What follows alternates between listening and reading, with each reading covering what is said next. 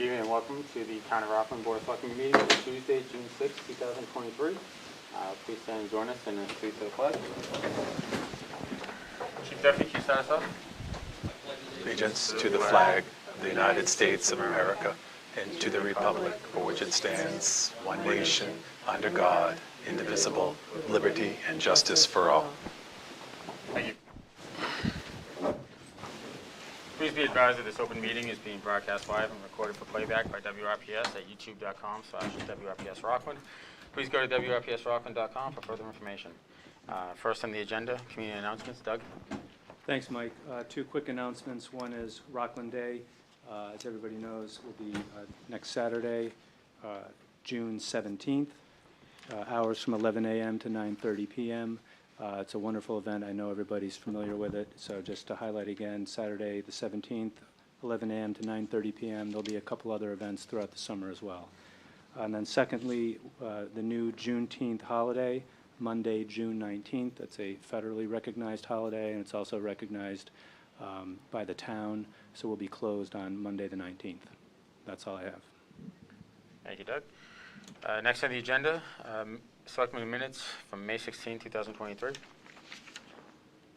I'll entertain a motion to approve. Can I clear something up before we approve this? Yep. So, Donna, for the record, I was wondering if you could please give the reason why you abstained from the vote at our last meeting regarding the tax title attorney? Just for the record.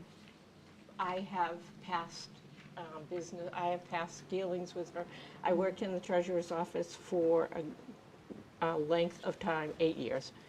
And I didn't understand why we were going for a new tax title attorney, because I was not aware of any problems. So I didn't feel that I wanted to vote against the new attorney, but I didn't feel that I could vote in full support. Okay. All right. So I make a motion to approve the minutes as amended with Donna's explanation. Okay. Unless anybody else has discussion. Anybody? Any further discussion? Does she need to give a reason why she abstained? Well, typically, abstention is used for a conflict of interest. So typically, yeah, I mean, if there's a reason why you're abstaining from something, you generally say it. Otherwise, you can just say, oh, I don't want to vote, what I mean? But I think the feeling was that the reason was because she had known Attorney Brown in the past, so. Mike, Okay, can I make just a didn't know. comment? All right, so you needed to list that. Okay. I'm sorry, I didn't mean to cut you off. That's all right. All right. I mean, it's kind of funny because we have like 4 or 5 lawyers here in the front row. Yeah, I'm going to seriously. do my best to be an attorney on this one. Yeah. I wouldn't recommend making that change because the minutes are supposed to reflect what was said at that prior meeting. So I don't think it would be right to amend those minutes. But I think this discussion could be included in the minutes for Okay. tonight's Yeah. meeting. I think Okay, that'd be great. more. Yeah, that makes more sense. Yeah, That's how that worked out. so I'll entertain a motion to approve the minutes as written. Motion to approve the minutes. I have a motion. Do I have a second? Second. Motion and a second. All those in favor? That's unanimous. Thank you. Next on the agenda, new business, one-day liquor license request, Advanced Green Insulation, 403 VFW Drive, 6/17/23. Anybody here from Advance? Want to come on up? Just introduce yourself and tell us what you're hoping to do.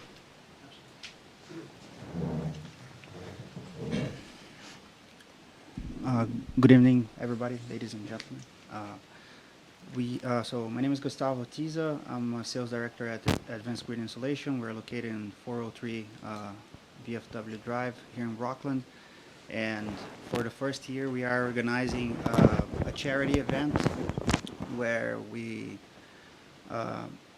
will be donating all the proceeds of the event to Katie's Closet, and we will be matching all those donations throughout the day.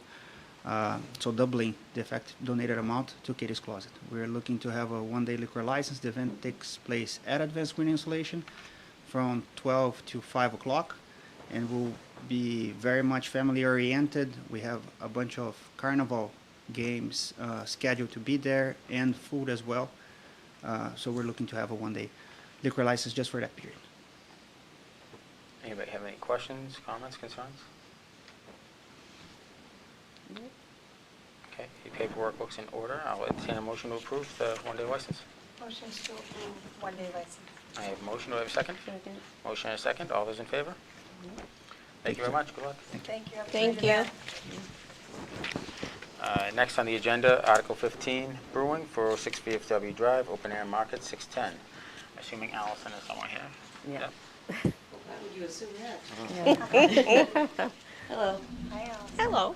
So, same old, but we're just amending. They were nice enough, our hometown brewery, to fill in this empty spot. We have this for this weekend. Oh, nice. Yeah, Cool. it's nice to have a brewery in town. Anybody have any questions or comments, concerns? No. Okay, seeing none, I'll entertain a motion to approve. Motion to approve. I have a motion, do I have a second? Second. Motion and a second, all those in favor? That's unanimous. Thanks, everybody. Thanks, Allison. Thank you. Okay, next on the agenda, Council on Aging, Board appointment, Ruth Aceta. Ruth? How are you, Ruth? Hi, I'm Ruth Aceta. I live at 22 Birch Street in Rockland, and I'm applying to be on the council. I'm president of the Rockland Golden Ages. I'm very active up at the senior center. Just want to help out in any way I can. Any, Okay. Anybody have any questions for Ruth? Yeah. Is that, one second, let's see. We're appointing you to the, yeah, is the Council on Aging full? Or I believe there was the one opening. just one opening? Okay. Well, I don't feel they could have picked a better person, Oh, thank you. so. Ruth is great with organization and communication, and she knows everybody. so, Yeah. Okay. Anybody you. else have any questions or comments? I would just like to thank you for your willingness to engage in this council as well, and for your commitment to the town. Oh, you're welcome. Thank you. Okay, so I'm guessing there's going to be a motion to approve. Motion to approve. I have a motion, do I have a second? Second. Motion in 2 seconds, all those in favor? That's unanimous. Thanks, Ruth. Thank you. Thank you. Okay, next on the agenda, annual appointments. Galvin and Galvin, PC, Land Use Council. And Attorney Galvin can and I, Doug, while if you Bob's could just going give up, the Bob, introduction. if I can just give a quick intro. So I know we talked about this at a prior meeting. We have our Land Use Council, which is Attorney Galvin is here. We also have our General and Labor Council, Clifford and Kenny. They'll be coming up next. I just want to confirm that a couple things. One is, my personal recommendation is that we continue to use both of these firms. I think they do an excellent job. I've also consulted with all the town staff and boards and committees that work with these firms. So in the land use case, it's me, the assistant administrator, Jen Constable, the building inspector, Tom Rubel, zoning board of appeals, and the planning board. Those are really the main groups that tend to interact with land use council the most, and everyone is unanimously urging the board to continue with these firms. Bob in particular was just downstairs on a Zoom with a zoning board of appeals for a pretty important shingle mill public hearing. So obviously we know how important things like that are to be well represented.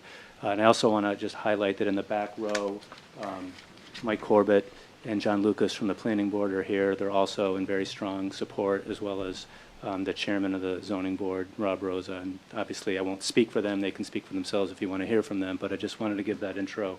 And on the general and labor council side, again, besides myself, it would be the assistant administrator and the HR director, and we're all unanimous, and we would urge you to continue engaging both of these firms. That's all I have. Thanks.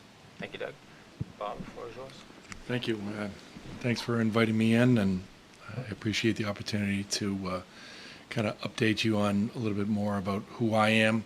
I think I know all of you, but I know some of you less than others. I've known Donna from her time working in town. I know a little bit about John, but we haven't had a lot of interaction over the years.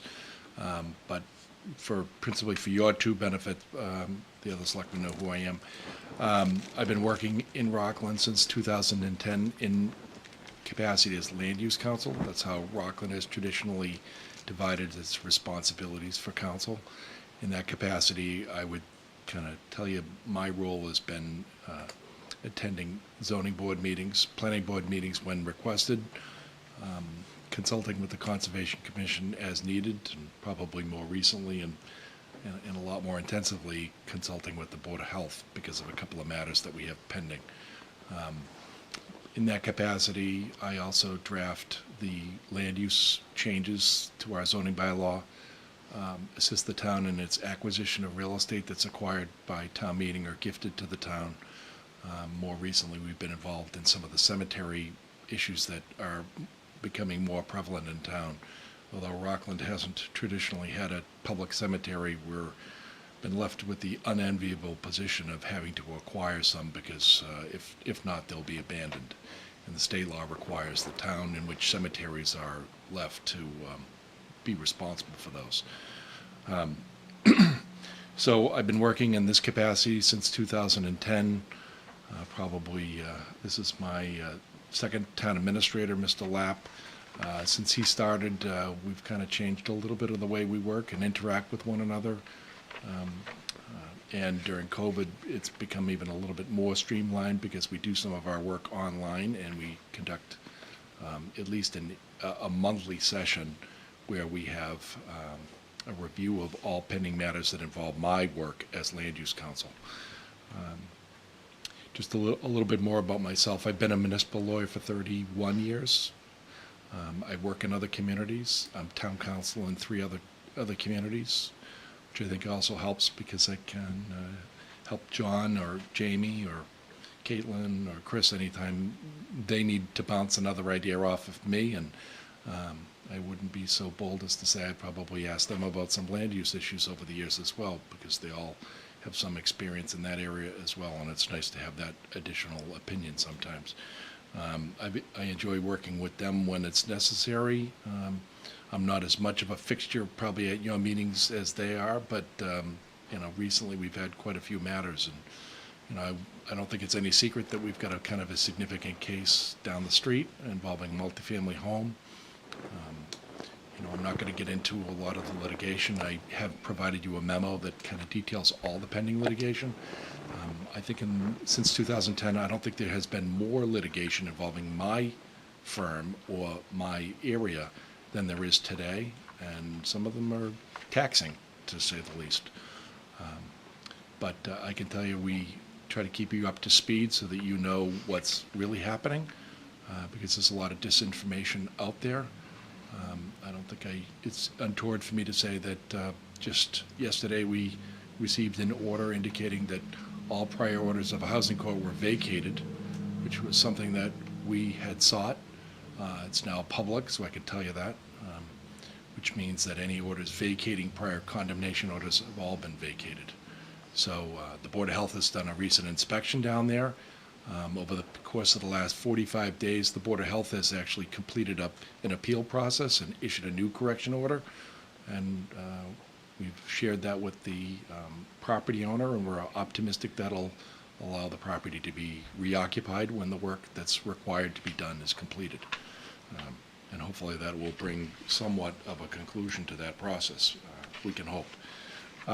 In any event, if any of you ever have a question, it's been my practice and procedure to provide you my cell phone number, and all of you probably haven't spoken to Donna or to you, John, on the cell phone, but if something happens, including over the weekend, it would not be offensive in the slightest and expected for you to call me, and I'm happy to explain it to you. A lot of times people are going to call you and tell you how they think things should go, and sometimes it might even sound good, but it's really important if you have a question to call me and I'll absolutely explain it. I do have attorney Tony Riley that works with me. Tony is an attorney that's been with me for 4 years in September. He came out of the land court, has participated in some of the matters involving the Board of Health because they tend to be time consuming. And but principally, I'm responsible for everything that happens, and I'm expecting you to contact me because I'm where the buck stops at my office. Assisting me at my office, I have a paralegal that does all of my real estate closings. I outsource some of the title work, although title work is one of my fortes. I just do it because it's more expedient and less costly for the town if I do that. We've acquired a lot of property, probably 30 properties since 2010, either gifted or otherwise. This town meeting was no different from others. We're going to be acquiring a couple, including one by eminent domain. The eminent domain is probably a friendly eminent domain. We're not expecting any litigation, but it involves the Spring Lake Cemetery parcel that we've been trying to acquire for years. And the reason we're acquiring that by eminent domain is because Spring Lake Cemetery doesn't seem to have an official organization or anyone to really deed the property to us. So that'll be a nice parcel for us to acquire along the shores of the lake, and I think that's a great thing for us. The Community Preservation Committee changes our role a little bit. Hopefully we'll have additional resources to acquire parcels like the McCarthy Farm that I helped you acquire a couple of years ago. That land and the additional land that we added to Hearts of Park will all be restricted and protected in perpetuity. That's some of the things that I do as Land Use Council. If you have any questions, I'm happy to answer them. I haven't raised my rates in years. I'm not asking for a raise. And maybe that sounds strange for you to hear from a lawyer. But I'm satisfied that the arrangements that I've made with the town are fair to me and fair to you. And I do this because I love this work. If I did it for other reasons, I might look at it very differently. I've enjoyed the relationships I have in the town, and for those that we've met sometimes inside or outside of town hall, it's been a pleasant experience, and I don't think I have many people that may not always agree with me, but I think I get along with everybody, including the people that I don't agree with in town. Thank you, Bob. Anybody have any questions or comments for Attorney Galvin? I'd like to thank you. I'd like to thank you all for coming. I was the driving force to this. I had a lot of questions from people about what do our councils do? You know, we spend a lot of money on, and people out there don't pay attention on a daily basis.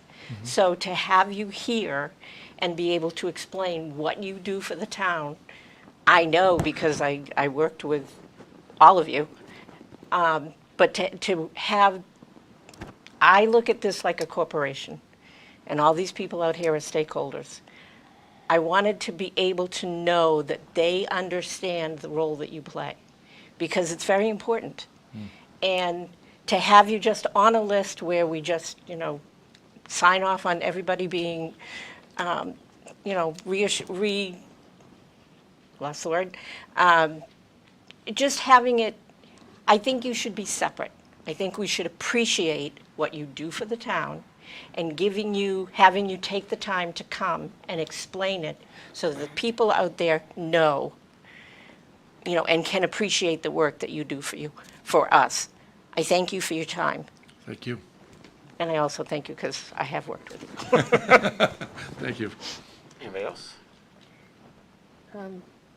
Yeah, I just wanted to thank again, to all of our attorneys in the town. Every time I call, either you pick up right away or you call back within an hour, and and sometimes you tell me things that I don't want to hear, but it's the truth.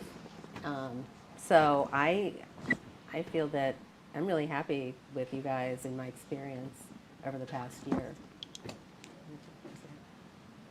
Thank you, Laurie. Anybody else? I would also like to chime in with my gratitude. Not only have you and all the attorneys always been so receptive to our questions and patient with our questions as well, and with generous with offering your guidance, because we don't have a planner and whatnot, we do look to our attorneys.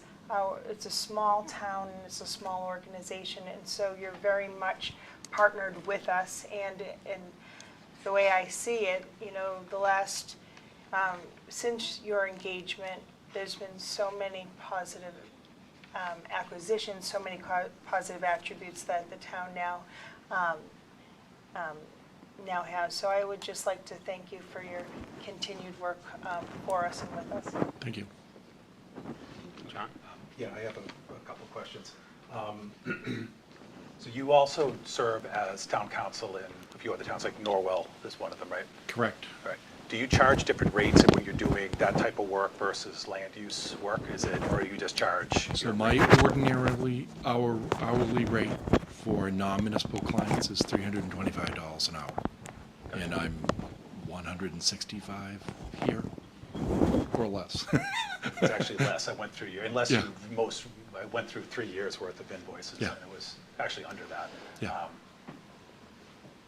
Now, you mentioned you have paralegal, but you don't, because when we had Coppola and Coppola in here, they mentioned they charge 2 different rates, one for paralegal work, one for attorney work. You don't ever charge for like a paralegal rate for certain The things. work that the paralegal does for me is typically associated with a flat fee we might charge for a closing. And if I calculated it out at an hourly rate, it would be probably $25 to $35 an hour.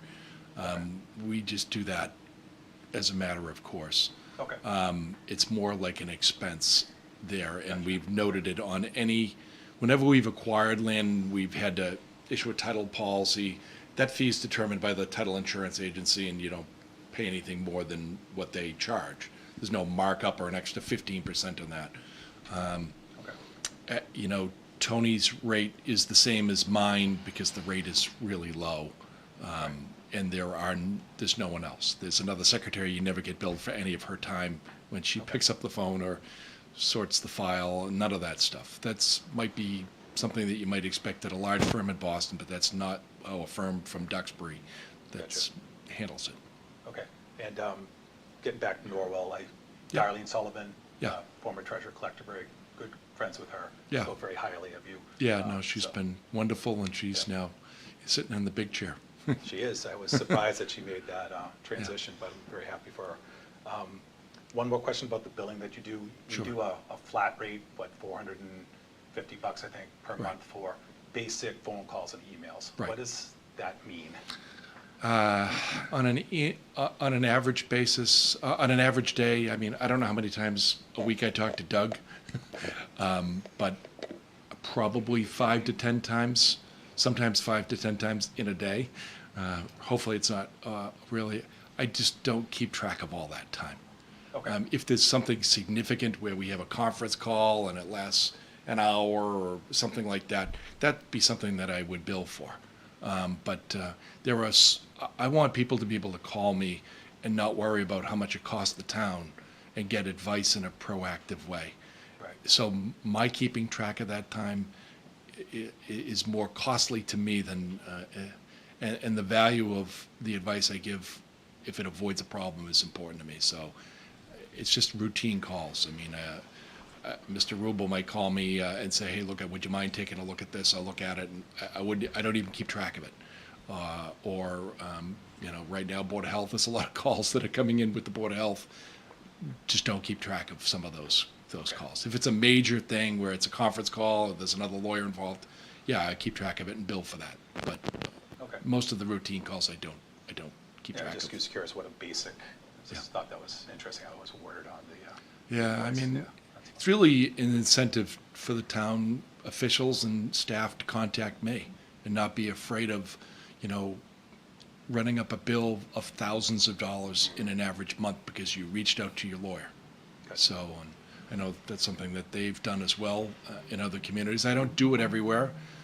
Some towns don't have that tradition, and they just prefer to be billed for every single thing that's done. I happen to do some work in Everett, and we bill them for, every call that takes place, and that's what they want to be billed. But that's how we work here. Okay. And you mentioned that your case work is up, and that's not just here in Rockland, that's everywhere. Is that when you were kind of saying you're a lot busier or a lot of different? No, I would say in Rockland, I don't remember a time when we've had more cases. Okay. I've given you the list of the cases and kind of the confidential strategy part of it, and I'm happy to kind of go over any questions you might have on any one of them. But if we have 3 pending zoning cases at one time, that's a lot for us in Rockland. Our board does a pretty good job, has traditionally done a good job. Even before I was land use counsel, I was an attorney that practiced here in town. I did file some of those lawsuits against Rockland, got to know people really well that way. But For us to have 3 cases with the zoning board is a lot. The cases that we have right now that are on the list that you have, some of them are taken just to preserve people's rights. There's not a lot of active litigation going on with them. The appeal periods from zoning cases are only 20 days. So a lot of times people don't really know what they're going to do or whether they want to fight it, but they know that if they don't file the appeal, they're out for good. And 2 of the 3 cases we have are like that with the Zoning Board of Appeals. The 2 cases that we have with the Board of Health right now both involve, condition of the property issues. Well, there's only one case with the Board of Health, but one that we had to get an administrative search warrant to get access to the property because we were denied. There'll likely be a correction order in that property, and it's hard to say whether there'll be litigation as a result of that, but there was certainly an outcry in the public that something needed to be done with this particular property. And I won't mention it because I don't think that's critically important, but the other parcel is Hartsuff Park, and the park commissioners and I brought an action to, evict a person that's basically left a trailer that they just acquired in November. So the trailer's been there for a long time. There was a tenant that we had to evict. The tenant left voluntarily before we actually had to file the case, but before they did, they sold the trailer, and now we've had to bring an ejection action to basically force that person to remove their property. And they're pro se. Pro ses present interesting myriads of challenges. You never know what they're going to do. They usually do many things wrong, but they're always listened to, and people are patient with them, and it takes some time to get through them, but we get through them. Okay. And I don't know if this was a question for now or maybe some other time. When you mentioned the cemeteries, because when I was treasurer here, we had a bunch of trust funds for Right. various cemeteries Yeah. that were just sitting idle because no one was taking care of the Yeah. cemeteries anymore. So I'm Right. really kind of curious to hear more about how that works. I don't know if this is, Well, we can talk about some other time, but. I'll just tell you this, because that maybe answers your question. It sounds like we don't really know how we even acquired some of the money that we acquired, but it was probably gifts or bequests in somebody's wills. I just actually gave Doug some advice, and, your new treasurer some advice on what to do with some of the older funds. Right. In connection with Mount Pleasant Cemetery, which we're going to be acquiring probably within the next Okay. 30 days. There was it was a very well-run cemetery. This is not a new problem, and it's not a problem unique to Rockland. Marshfield has it, Nowell's had it. The question is, a lot of these private cemeteries, the families that took care of them are getting older, and they don't have any physical ability or mental ability to take care of, something that's actually kind of really important to take care of well. And, we're facing it now, but we are the first town that I've represented that's faced these issues. We come up with a plan. It's actually to have you as selectmen become cemetery commissioners. We'll begin administering the Mount Pleasant Cemetery in a very professional way. We've got the assistance of Hanover, which I drafted an intermunicipal agreement with them, and they were gracious to help us that regard. Eventually, we'll have to decide whether we're going to take that in-house or, make that the job of the highway department or do something in that way. But, we've got a game plan what to do there, and the money that we have there, I think, will give us the ability to kind of maintain that in the way the people of purchased graves there expect that to be run. Right. I was always felt very frustrated that people would come to me as the treasurer. I'm like, I just keep the money. I don't go out and upkeep the In the cemetery. future, So- the treasurer of the town will be issuing cemetery deeds. Okay. So, because we haven't had that responsibility in the past, you never had that responsibility when you served in that role, but that is the way deeds are granted for cemetery plots, so there'll be a role for the future treasurer in that regard. Okay. Probably glad I'm not in that role anymore. Yeah, So, it's not that complex. no, that's it. Thank you for the information you gave. It was very educational and helped me understand what it is that you do. Great, thank you very much. Thank you, John. Okay, so, Bob, I've known you for a long time, and I'll keep this, strictly to you specifically, your firm. You guys have always been there anytime I've ever called. God knows I've probably exhausted that $405 charge for the month on the phone a couple times, especially a few years back. One of the other things too, I think one of the things that we got to look at is, kind of the onboarding process, and maybe that's my responsibility as chair of this board, for newer selectmen, because a lot of the questions and I think the concerns that I've heard today, are conversations that I've had with you, throughout the time. As a question comes up, I don't have any concerns in picking up the phone and calling you and asking what that monthly fee is, or what anything is, or what's going on with this case or that case. And then it's up to us, I think, as selectmen, to disseminate what information we can to the public that's not in active litigation, based on the information that we're given back from our attorneys. So I just want to make sure you guys all are well aware that Attorney Galvin's office and Clifford and Kenny, they answer those questions daily. Any questions that you have, if a resident comes to you, you can go to them at any time, and they'll tell you exactly how it is. And sometimes it's not the answer you're looking for, and sometimes it's not an answer that you can give publicly because it's an active litigation. And I think you guys are all aware how frustrated I've been with that over the years. But it is our place to clarify for the public as the questions are asked, and before it spirals out of control. Because I think we all know that social media, it doesn't have to be right. You just need enough people to jump on it, and it's unfortunate that, and it's not exclusive to Rockland, but I think you get enough past selectmen or former employees that have an axe to grind about something, and they just continue bringing up old things, but it's always one-sided. And I've asked Bob a couple times on things that I've read on social media, and the stuff that I read online couldn't be further from the truth. So I just want to thank you, Bob, for always being there for me and for Rockland anytime I've ever called. With that, I'm getting a feeling that a motion might be in order here for land use. Wait, can I just make Doug? one comment? And I'm not asking you guys to do anything differently right now on the spot, but I just want to throw this out for food for thought. I think I was going to get to this Yeah, okay. after Do the you mind next if- one. You can. Maybe you we'll can see if we're on the steal same my- steal my wavelength. thunder, I We think. haven't talked about it, but, I was just at the Mass Managers Conference. I keep in close contact with managers from all over the state, as well as my own past experience. What most towns do is the board appoints legal counsel, and that's that, until such time in the future that you may want to make a change. Most towns don't have this process where you reappoint legal counsel every single year.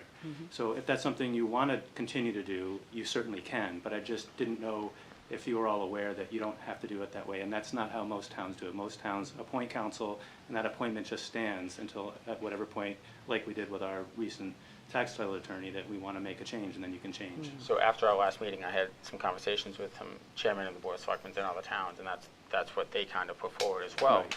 And the thought process is, we're not under contract. There are attorneys at will, basically. And if we get to a point that we're not happy, Right. there's nothing that's stopping us from Exactly. moving on. However, I do think it's a good idea, as Donna brought up, that the residents don't necessarily know what it is you guys do. So maybe, as opposed to an annual appointment per se, we have an annual, state of the union as far as the council is concerned, and town council kind of presents what they've done, and then the board of selectmen asks the questions. That way we can timestamp a specific moment in time and say, hey, if you watch the meeting from June 6th, all your questions are answered, for the residents. In most cases, I think you find that the first thing they say, well, I don't have time to watch the meetings. But at least you can tell them, this is the exact time that those questions were asked. So I mean, I think it's important for you to know, at least as, after every election, particularly when there's a change, I think it's important for you all to know from either town council or land use council what you have for pending litigation. and Absolutely. Why we're in the issues that we're in. And that's why I generated the memo for you, and if there's another night you want me to come in and we can talk a little bit more detailed about those, I'm happy to do that. It's expected, okay? I do that every year, typically in the spring with every board of selectmen. And I'm not sure I've done it every year, but again, this is the year we've had more litigation than most. and you've been in a few times. Yeah, Already. and within the course of last year in executive Yeah. session, I have been in to meet with Quite a few. the board and the Board of Health, things like that. So it just happens to be one of those years. But I would really appreciate the chance to come in at least once a year and tell you what's going on as a board. and allow you to ask any questions you have regarding anything that's pending, or, any concerns you have regarding any aspect of what I do. Sure, they feel the exact same way. I'll come in as often as needed. I'm typically on a zoning board meeting for 2 to 3, 4 hours every other Tuesday night. So I have absolutely no problem spending any amount of time with the select board. So. Right, because I think it was Thank you. helpful for the public to hear about what you do, not just us. So I appreciate it being out here rather than, just private phone calls. It's important for the people, as much as you can, to tell, what's going on. I couldn't so. agree more, and, there's not a lot of local news coverage the way there used to be. So people are relying more and more on what they read on Facebook or other social media sites, and I just had this conversation with the town administrator in Marshfield, and how does the town communicate its message now where there isn't a real strong local presence in a newspaper? And it's harder. It's hard to do. So when we come in on a meeting like this that's televised and tell you what we do, happy to do it as much as you need me to. Thank you. Yeah, I have one more thing to say. It should also be known that in our current charter, there's no term limits for town council in our current charter. So. Well, I'm happy to thought do the it as public long as ought to you'll know have that me. as well. Yeah. So, is there a reason we split it between land use and general and labor? Why can't we just have town council or maybe multiple firms doing any of the possible Yeah, work? sure. So it's, those three areas are sort of discrete kind of segments in the law. So you might have a large firm like KP Law that in some towns they do everything, labor, land use, general, everything. Some towns KP Law just does general, but they don't do labor, land use, or any variation of that. So it's, I think, pretty common where you'll have general and labor with one firm and land use with another, because land use is just such a specialized, unique area. But so it all just depends on kind of like the talents of the firm and the relationships they've built, with staff and with boards. But they're just three, it would be like engineering firms where you have, civil engineers versus electrical engineers, whatever. And you might have a big firm that has all of them, or you might like this one civil firm the best because, they're the best in the region. Does that answer your It question? does, no, and Bob's kind of a bargain where Clifford and Kennedy is a little more expensive. So I didn't know if we had some ability to give Bob some work that maybe we would give to Clifford Kennedy and save a few dollars. I don't know if that was an option if we continue to segregate land use versus. Okay, so I guess from my perspective, there'd be a couple things to look at. One would be Bob's capacity to take on general Right. work, which I haven't had that discussion with him yet. The next would be if I thought it was in the best interest of the town, meaning is there, to save whatever the incremental difference in the hourly rate, would we get the same service, the same product, the same output from Bob and Tony that we get from the 4 attorneys here at Clifford and Kenny?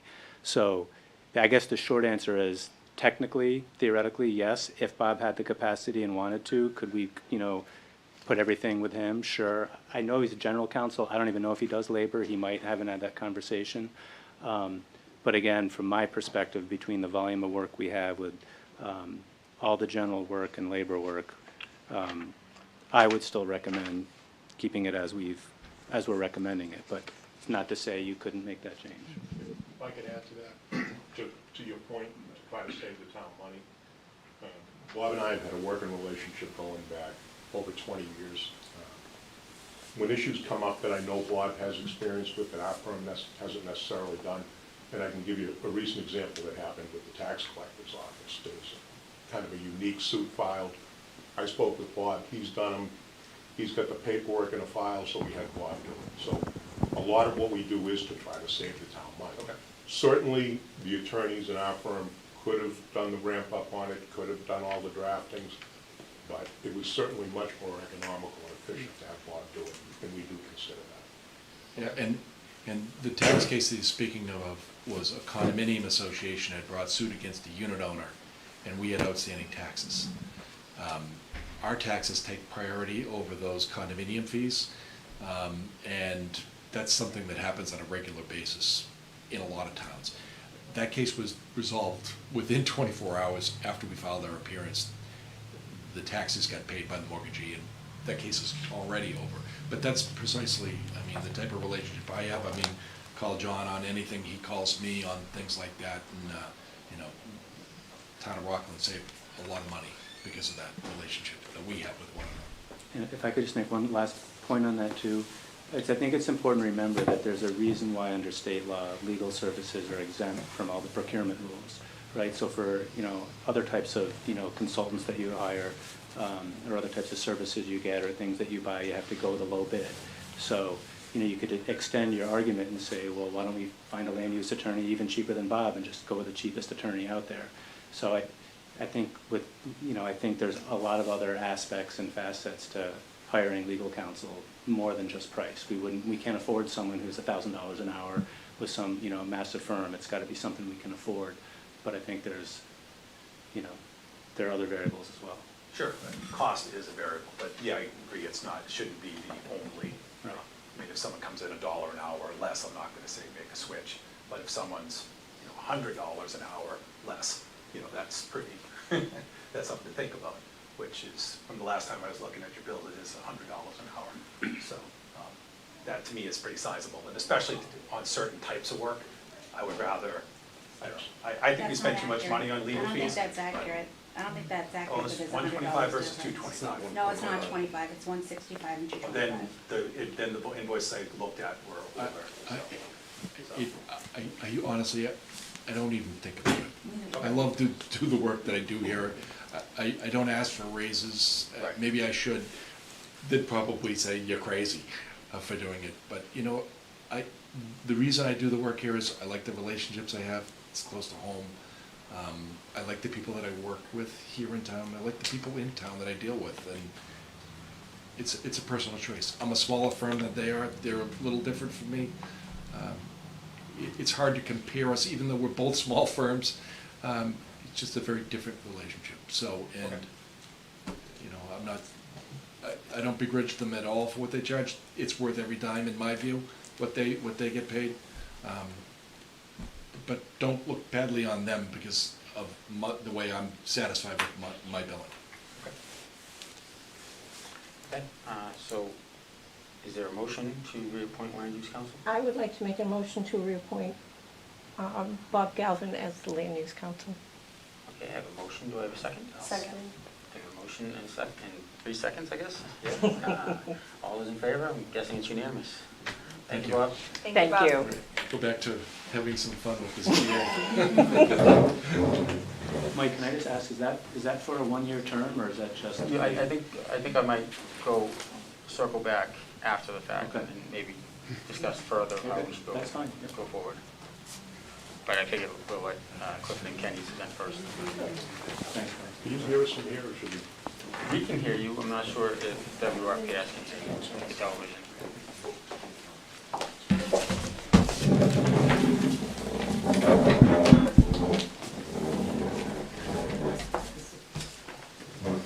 John, Jamie, you're welcome. Thanks for coming in. Good evening, good to see all of you again. I'm Jamie Kenny, this is John Clifford. We put together a short PowerPoint presentation. It's just the basics about our firm. We've had the pleasure of working with you, and I'll let John talk about his background. But John and I formed the partnership. We're coming up on, I think it's going to be 11 years next year, which is kind of mind-blowing in and of itself. But in that time, we have really grown as a firm. And it started obviously with John and myself, and now we have all these associates, including Caitlin Morey and Chris Kenny, who both also work in town. I will, talk a little bit about myself and then our vision. Our firm has grown, and if you talk to your peers, you'll see that the reason our firm has grown is because the majority of our practice is a highly specialized labor and employment firm. So it's municipal labor and employment, which is highly specialized. I was in-house counsel with a labor union for 7 years, and all I did was travel all over New England and go where there was litigation. So the town had already been in active litigation through a grievance process, or at the Department of Labor Relations through an unfair labor practice charge hearing, or at civil service through litigation, and I would be brought in at that point. And I saw a lot of town councils who did not candidly have the specialized knowledge in labor and employment. This field is very specialized. You're dealing with layer upon layer of statutory requirements and also collective bargaining obligations. So we have a very complex, specialized practice. We're a boutique firm in terms of labor and employment. And that is the reason that we have grown so much. And I'll tell you, we turn work away. And we turn work away because we have great word of mouth. And if you talk to your peers, and if you talk to your leaders here, it's because we provide a great service. And I will tell you, that is because of the strength of our team, but also our vision. Our vision is to empower you and to be of service to you as a board, to know where the rights and obligations lie, especially when it comes to employee discipline and discharge, which there are a lot of privacy rights that also are implicated in that, and we have to be very careful as elected officials and also as an organization to make sure that we're being mindful of all of those rights and obligations as we move forward in the 2023 workplace, which, as we all know, I'm sure most of us work, a 2023 workplace is a very different place than it was even back when they enacted the collective bargaining laws. So I just want to speak a little bit about that because we are highly specialized and we have grown. And I don't think either of those things are a bad thing, because I certainly feel that my universal purpose is to create the next generation of labor lawyers and also to empower the next generation of leaders. I'm active with Women Leading Government specifically because I will tell you that when I was coming up as a labor lawyer, I did not see a lot of women in power. I was a chief negotiator in my 20s as a female, and I was one of the only ones that I ever saw across the table. So I will tell you that I am passionate about what I do, and I'm passionate about the town of Rockland and all the great things that we've done here. We have centralized our HR practices. We have drafted, and Caitlin can speak to this, policies and procedures, and really done things in Rockland that have centralized and given confidence to the employees, that they know that we're going to treat people fairly and that the process is going to be uniform, that it's not going to be who you know, it's going to be about following the process and making sure we're having accountability when accountability needs to be had, but treating people like professionals and adults. And we've done a lot in terms of doing that and making those strides over the years. And I work at the service of this board, so I kind of went way over probably what I was supposed to say, but that's a little bit about our firm. I was going to say, we're still on slide one. I know, still slide one, but, so that's our firm. I have Caitlin and Rich both here, so obviously John can speak about his history as well. So I was actually appointed as interim town administrator back in the spring of 2008.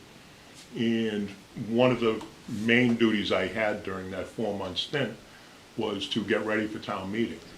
And what happened at town meeting was that you had a large firm representing the town at the time. They sent an associate to town meeting who hadn't met any of the board members, really didn't know the issues. And shortly after that, I was asked to put in a proposal for town and labor council.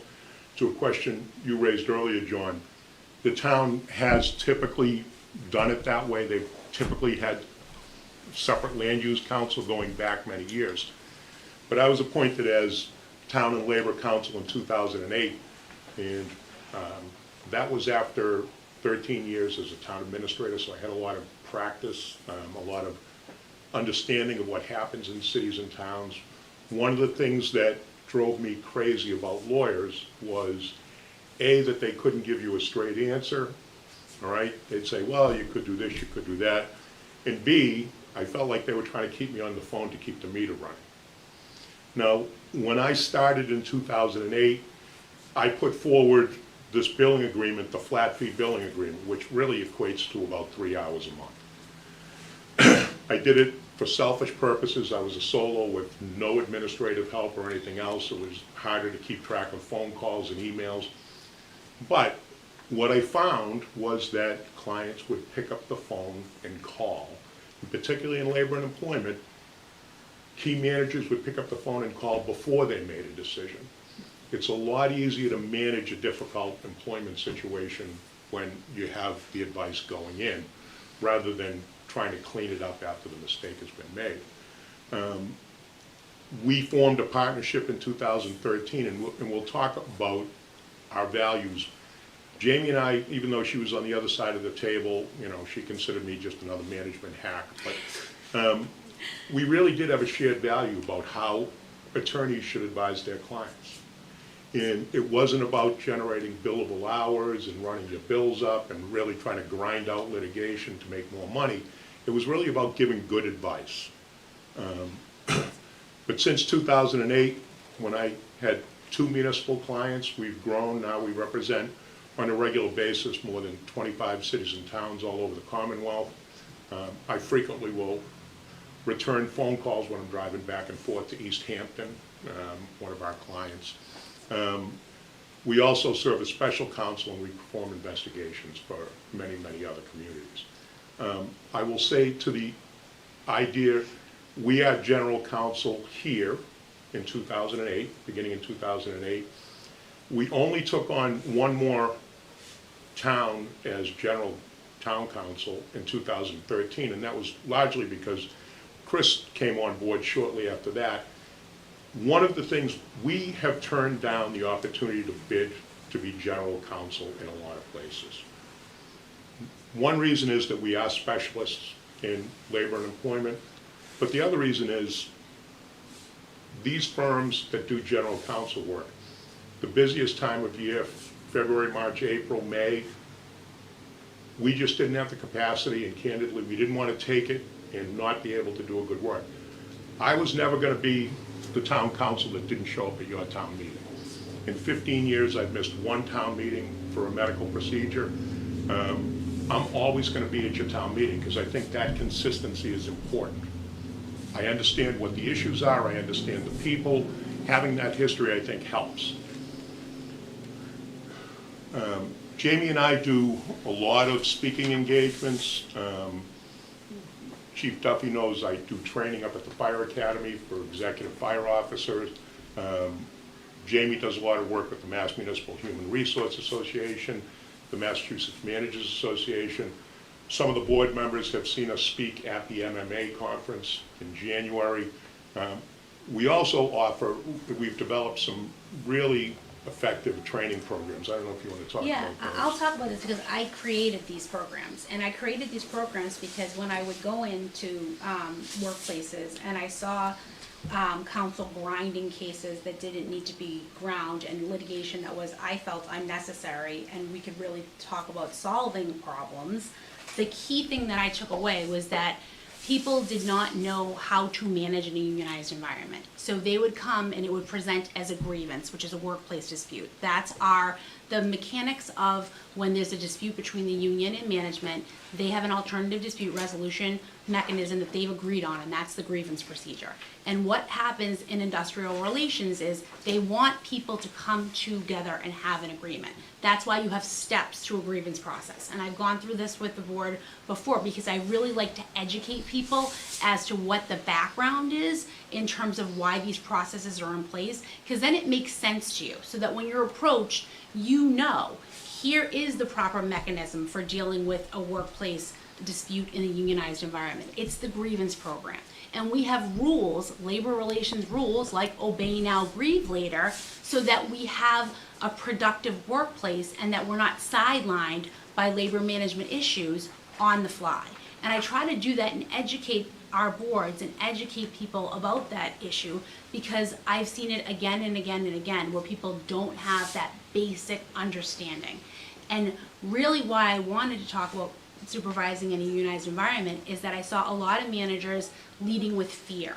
They were so fearful from what the pushback was going to be from the union or what somebody was going to say, and they didn't have enough knowledge around how to truly effectively lead in that unionized environment and not be fearful, but to come through the front door, set expectations with people, supervise. That was our management has the right to supervise, and we have the obligation under the just cause analysis to supervise. So setting those reasonable expectations with people so that you know we've all had good bosses and bad bosses. The good bosses empower us. The good bosses let us know where we stand. And the good bosses tell us, here are my expectations.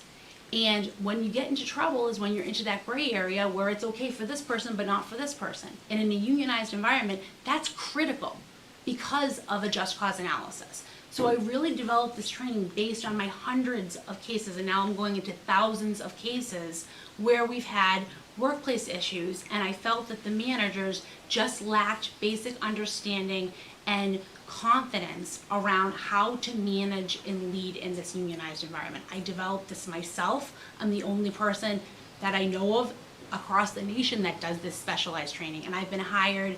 I could do this training, to be honest with you, all day long, every day, because that's how much there's a need for it, and we get hired to do that. We also get hired as special counsel to come in really complex employment matters when you need someone who has done a lot of volume around these issues when you have public employees. So we are so specialized that we get appointed to come in and quarterback. I always call it quarterbacking, just quarterbacking one case, because and we do it because we are that specialization, and we want to be able to be of service to whoever is hiring us. So I am not a land use lawyer. You do not want to ask me a land use question. But if you have a labor and employment question, or you have a question, or you have a comment, or you have a concern regarding any of those issues, trust me that I will tell you that I will try to bring you along and educate you about the process to empower you, and not only you, but any leaders that are coming behind you, so that they know what these processes are and they know what these laws are, so that they can lead. And that's what our job is, to be of service to you in your leadership to this town. We also, I think it's important for us to talk about what our core values are. When we talk about accessibility to clients, unlimited access by phone and email. Again, it's generally based on about 3 hours a month. It's really intended to encourage people to pick up the phone and call. And it's really had a definite effect on lowering your litigation costs. Right now, on the town and labor council side, we have one case going, which is pretty unusual. We've only had 2 significant employment cases in the 15 years I've been here. So, that approach has worked. We've had some difficult times, as you were all here in one fashion or another for some of those difficult times. Candidly, we probably lost our shirt on all the phone calls and the emails and everything else. When we say we're accessible, clients, we expect you to call us nights, weekends, and it does happen. Email is a very effective way of dealing with issues. All of the department managers take advantage of that. They email, they have a question. Public records issues, procurement issues, Chris is really a specialist on those. Caitlin works very closely with Stacy on HR issues, so they call, they email consistently. And again, it doesn't show up on the bill. Oh, sorry, I just want to speak to that, because the other thing is that when it shows up on the bill, it's a deterrent for if you have a fire chief or a police chief, I'll just use them as examples, I'm not making any comments about anyone, but they sometimes have fear around picking up the phone and calling us, because they're afraid of what the town manager or the board is going to say about the legal bill. And that's the worst place that you want to be in. Because once the toothpaste is out of the tube in terms of a labor and employment matter, you cannot slam it back in. That's just not happening. So we want to make sure that they run things by us so that we can give them the words to instill confidence when they have to message to employees, or help them in terms of handling those very, those on the ground issues, and coach through that. That's our job, is to coach them through that. And we've had this happen in other towns. We actually had a police chief in a bigger city who was questioned about a legal bill, and he said, the only person I've ever spoken to on the phone is Jamie Kenny, and it's never shown up on a bill ever. And that's accurate, because we don't charge for the quarter hour whenever we pick up the phone. And you all know this. If we're working on something significant, then that's a different story. If we're talking to union counsel, that's a different story. But those quick phone calls, we want those. We encourage those. And I think we need to encourage our department heads to ask for help if they need it, and not have shame or fear around the bill. I mean, that's just what it is. That's the best practice. That's how you avoid litigation. That's why we don't have any arbitrations. We haven't had an arbitration in this town, I don't think since I've been here. I think there was one, maybe back 10 years ago, and we haven't had them since then. We really do, we emphasize, we talk about best practices with management, but labor and employment law is a little bit different, especially when you're dealing with unions. When you get into litigation or just a day-to-day relationship, it's not win at all costs like it is most litigation, because your client and the employees have to go back and work together. And we've worked hard over the last 15 years to develop a really collaborative and productive working relationship with the unions. You don't have police and fire contracts going to the Joint Labor Management Committee. I may have just jinxed us by saying that, but we have respectful and productive conversations, and we settle contracts. All of your contracts are settled, and that's not an accident. It's built on trust, it's built on respect, and that's something that we really emphasize. But direct partner involvement in critical matters, certainly our associates, and we've hired and developed some great people, as Jamie indicated. But when there's something really significant, clients want to deal with the partner, and I think you know you can reach out to us and you'll get us. Again, our successes in Rockland, minimal litigation, again, one case going right now, no pending grievance arbitrations, prohibited practice charges, or other employment litigations, only 2 significant lawsuits in the last 15 years. Even rent control, by the time I got here in 2008, I think rent control had only gone into effect in 2006 or 7. There was already at least 2 lawsuits for rent control at the time. I worked closely with the Rent Control Board, Judy Hardigan, the chair in particular, and we worked through, over the course of, I think it took us 5 years to 2013 to come up with a system, but over the course of 10 years, the rent increases averaged under 2%. And we didn't have any litigation. That's changed. We're now defending a lawsuit, but I think that's a case where if we just rode along with it, we could be making a lot of money in litigation on rent control. But that's not productive for you folks. And it doesn't really help the residents either. One of the biggest challenges we've always had is keeping people on the Rent Control Board. Judy Hardigan, who's here tonight, can attest to the fact that it doesn't win you any popularity contest, and right now we can't even have a quorum for a meeting right now. We don't have enough members. So we're kind of right back to where we started in 2004. We're in 2008, we're in litigation, and we don't have enough members to hold a meeting. I want to talk a little bit again about the relationship with unions. We really did work hard with that. We've negotiated really, and they were tough negotiations. Rockland had some really expensive retirement-related benefits that candidly were putting the town in the poorhouse. And we worked with the unions to negotiate those things out. We most recently worked with our public safety unions to try to address problems with civil service, which are making it really difficult for our police and fire departments to just hire people. And we worked collaboratively with them, and we came up with a solution. Legal support, Rockland's done a lot of building in the time that I've been here. You've had some tremendous people on your building committees. John Rogers and Rich Penny come to mind. But invariably projects that big, that expensive run into legal situations.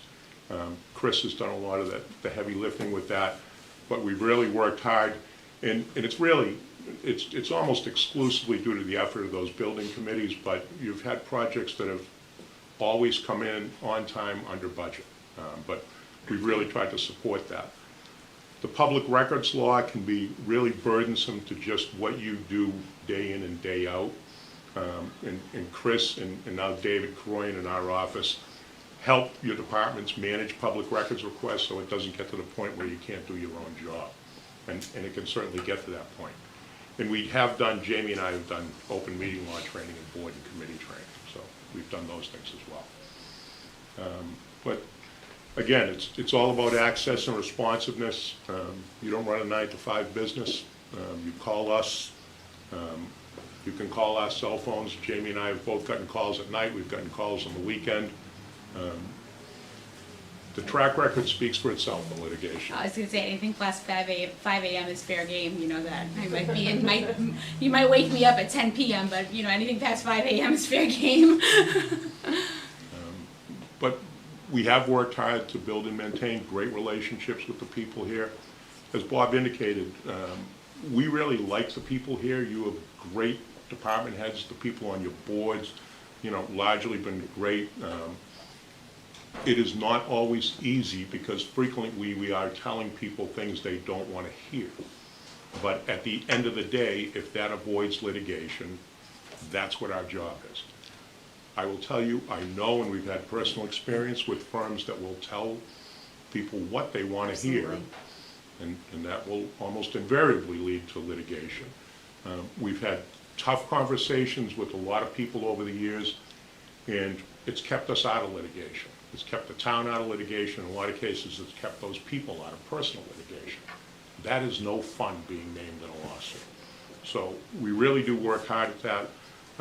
We've really, you know, I've really enjoyed my 15 years here. I know Jamie has enjoyed her time as well. This is a wonderful town. It has wonderful people, and we've really developed all these relationships, and really, you know, we see ourselves as partners. We see ourselves as, we have one role in this town. We have to protect the town from liability. And like John said, we have a lot of difficult conversations, and I always say this, like, I will have a very difficult conversation, but I am not difficult. And I always am mindful of the person on the receiving end, because oftentimes I was sitting next to the employee on the receiving end when it wasn't a respectful communication, and it was belittling or humiliating. And I know how important that it's not about the words sometimes, it's how you make people feel, especially in the workplace. And so we try to really develop, like I said, develop leaders, develop talent, develop all of you and the next generation so that we can, you know, partner and really move towards goals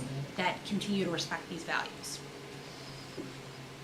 Thank you. We've talked a lot. Way too Thank much. you. Too many words. No, seriously, thank you. Any questions from the board? Comments? Is anyone, I'll wait till the end if anyone wants to go first. I thank you for taking your time and coming, and the people in the town don't always get to understand this.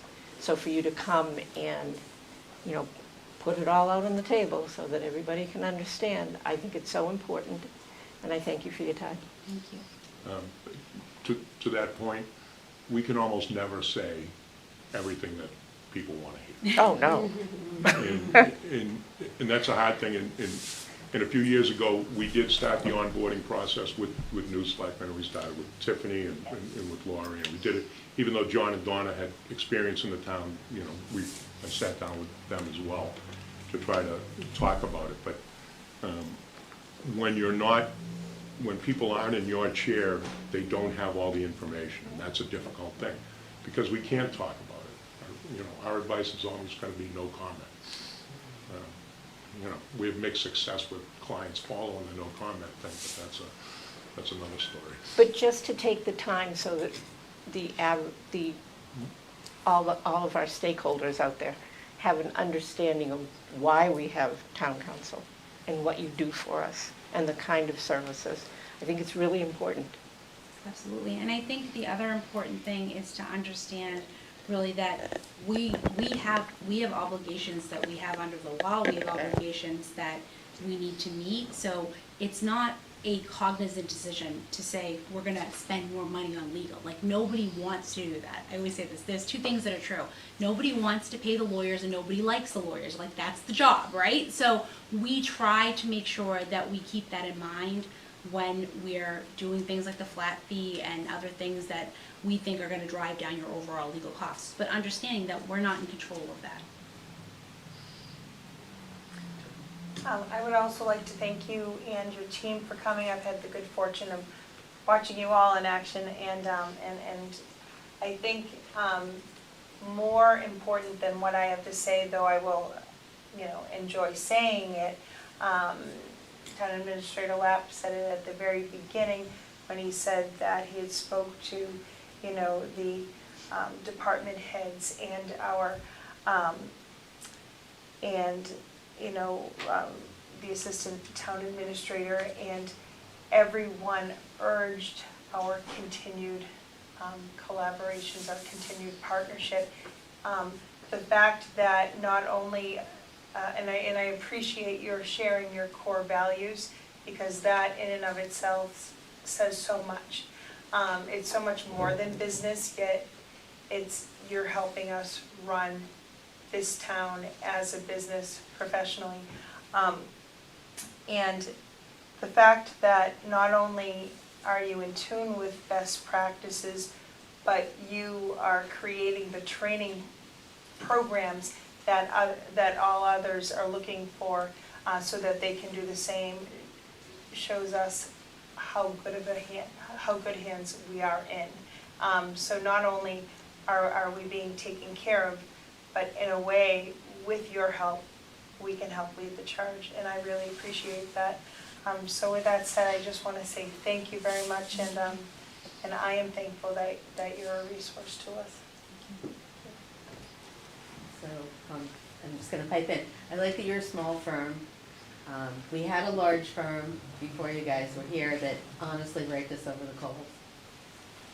And I thank you for coming today and explaining to people how you guys indeed do save us money by not going to litigation. Because that can really put a dent in our budget, so to speak. And it's been really a pleasure, you know, just dealing with all you guys for the past year. It really has, because you've really given me a perspective, or several perspectives that I never considered in decisions we have to make. So thanks. Thank you. Thank you. Okay, so I spent the last couple, I guess, weekends or whatever going through 3 years' worth of invoices just to kind of get a sense of how we're spending our money. Over that 3-year period, we spent over $500,000 with your firm. To me, that's a lot of money. You know, I broke it out into various categories. So, like you talked about how well we get along with the union, but we still spend about $77,000 on collective bargaining and other employee. Again, that seems high. Hanover, their overall budget for legal is $115,000. Pembroke's is in that same ballpark. Norwell spends well under that, from what I've been told. And we spend, you know, $77,000 on collective bargaining. We spend $76,000 fighting the Erickson case. And I don't know how much we can talk about that, but that didn't really go very well for us. If would be safe to say? I don't. If you can't talk about it, that's fine. But we did spend a lot of money on that.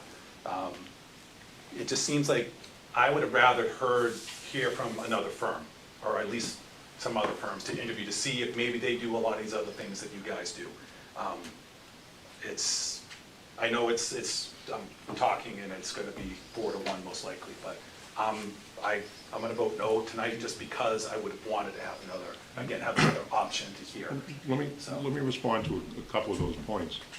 In 2008, the chairman of the Finance Committee filed a legal action with the district attorney against the Board of Selectmen because they were routinely overspent the legal budget, which at the time was about $75,000, and you were spending in the ballpark of $175,000, I think even higher some years. So that was the reality, and it's because you had a lot of litigation.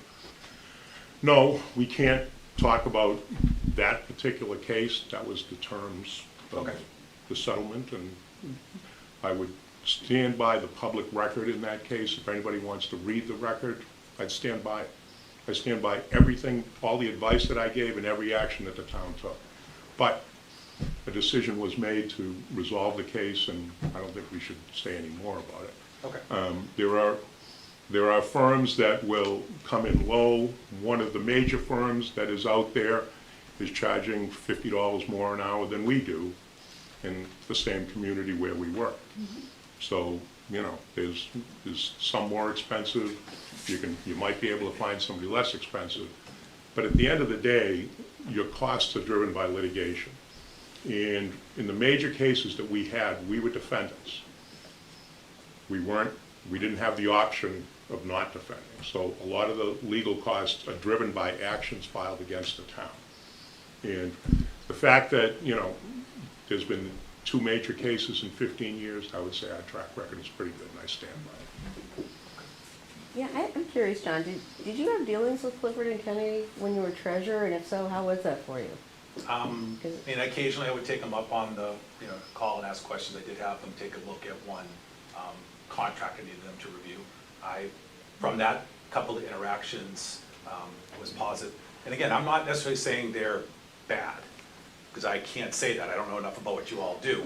But I would like to have had, every once in a while, I think it's not a bad thing to bring in a couple other firms just to hear what maybe they offer very, you know, similar services. I don't know if this flat rate phone call thing, if that's just you and Galvin that do that, or if that's an industry thing. I don't know enough about what one firm, we're only hearing from one firm, and that's my problem. It should be more than one. So the constitution for the town is a town charter, Agreed, yeah. and, right, and there is no term limits for town council in the charter, so I honestly don't see the need to, you know, bring a bunch of firms in to interview them, unless they've done something egregiously horrific, which they haven't.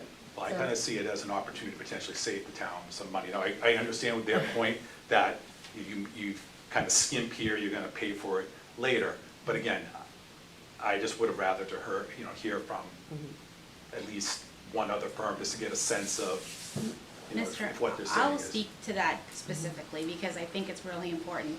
The reason why you don't go with the lowest bidder on something like a law firm is because there are many more variables than just what the cost is. And you've heard, we competitively bid. The reason that we are in as many towns as we are is because people are unhappy. We're only a 10-year-old firm, and we have 25 cities and towns in 10 years.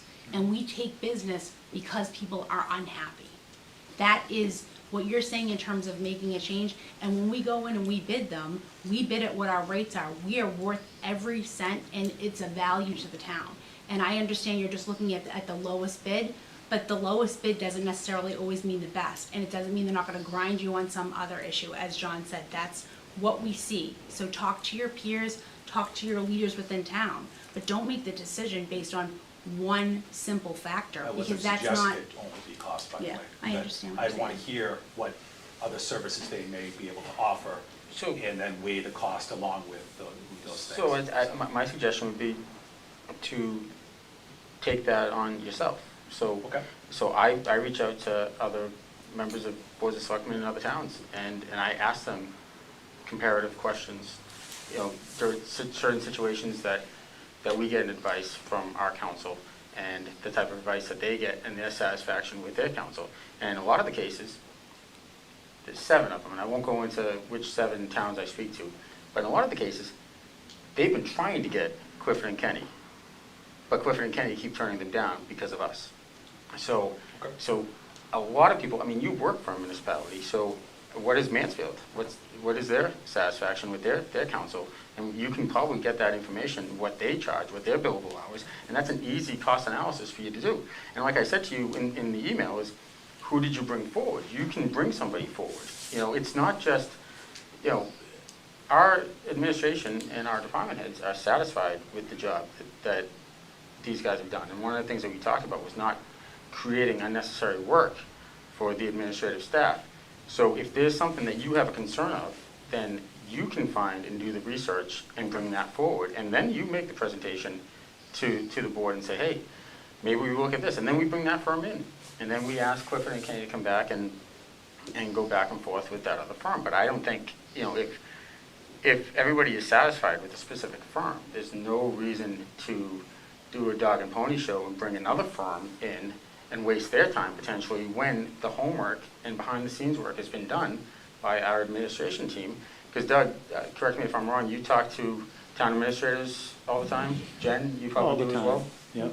And in most cases, most of them, for the most part, are pretty envious of the fact that we have Clifford and Kenny. Yeah, and it's funny, you know, again, I was at the Mass Managers Conference last week. They didn't present at this last conference, but at the conference before, when I'm having side conversations, they're literally on the agenda, you know, educating managers from across the state. Yeah, and I think, if I could say one other thing while I have a Absolutely. moment. You know, again, a key reason why these services are exempt from procurement, not just for the cost basis, but for length of term, is because the relationship that we build with them, not just us, any town with their attorneys, is really critical. And it's the same for land use as it is with general and labor. So, you know, every town's a little different. And Rockland, I would say, is even a little bit more unique than other towns. You know, we're a little bit quirky in how we handle some things. And they have a tremendous amount of history and context. And that is extremely helpful in resolving situations. I mean, I think they're great. I'm sure there's other great firms out there too. But then we'd have to have a whole new learning curve with a whole other firm. And so, again, I would say that just as we did with the tax title attorney, where the treasurer felt that it was time to make a change, you know, we researched other firms and, you know, put forward what we thought was the best firm in the state for that service. And if I ever got to a point where I felt like, for whatever reason, for general or labor counsel, that they weren't meeting our needs, I wouldn't hesitate to let you know that and to bring together another option. So I hope that's helpful.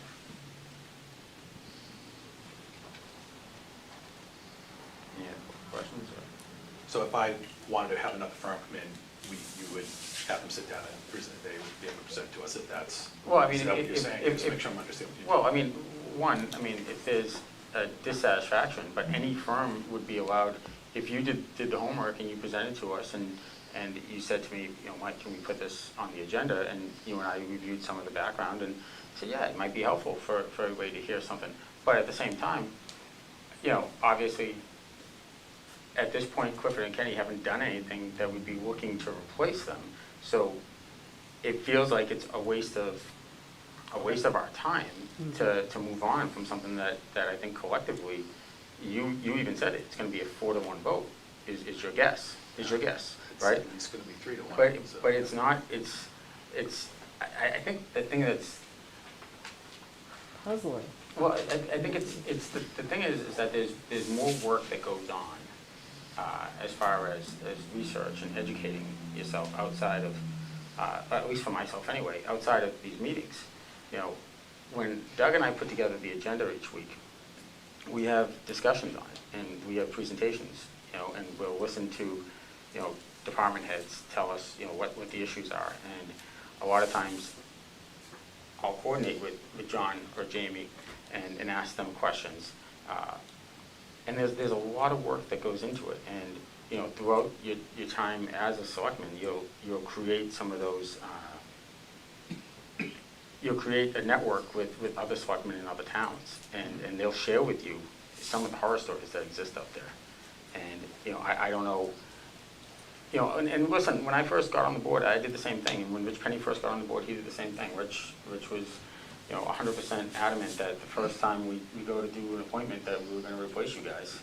And then he went through and he talked to about 6 or 7 law firms in the state, and he found out, for the most part, that they were all the same, and whatever concerns that he had with you guys weren't nearly as concerning as some of the things that he was hearing from them. So, and Rich will tell you that.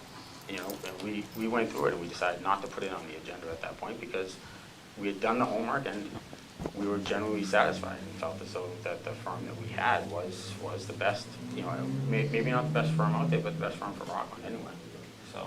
I think we're the best firm out there. I know you do. I can say that with 100% accuracy. And I know better than to argue with you anyway. We've created I our know how that's rules gonna here. you know. But yeah, I mean, look, I've never told anybody no if they, you know, want something to be put on an agenda, you know.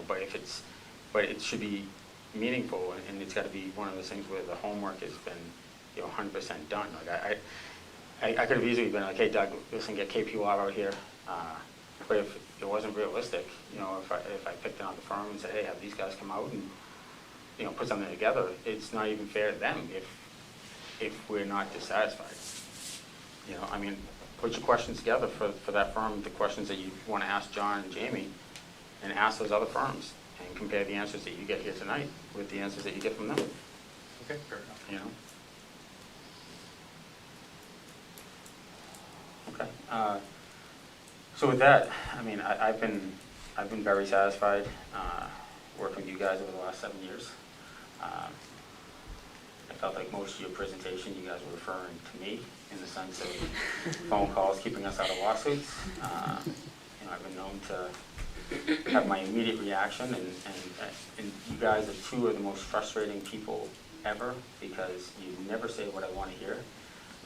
In most cases, I want to run in there and challenge somebody to a fight in the Groves, and you guys tell me, you know, you can't do that, Mike, and you just bite your tongue and smile and nod your head and play the long game, which, you know, for me, I mean, I should hate you guys. I should really, you know, hate you guys, but you guys have really done a great job for Rockland, keeping us out of those troubled areas, and we went through a lot together, you know, without bringing up anything, you know, necessarily from the past, but I think everybody is well aware.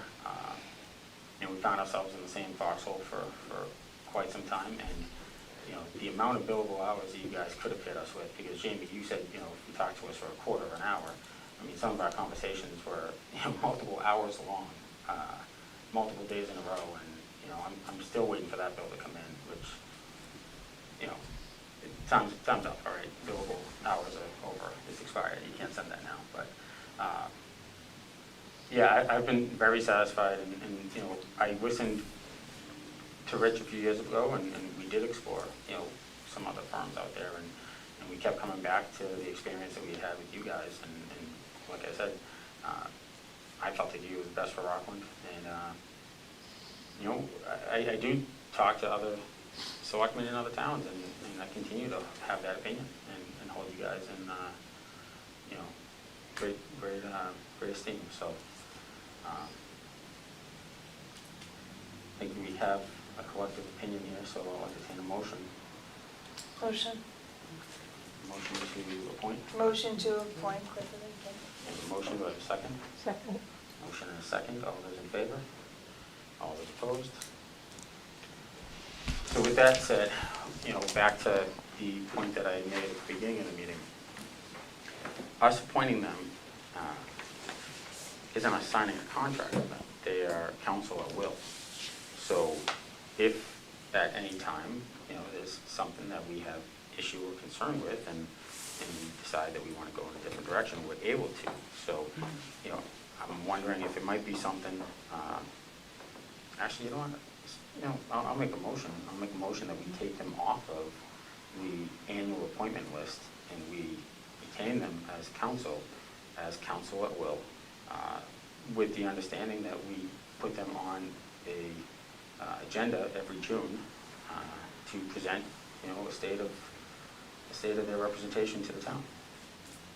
So moved.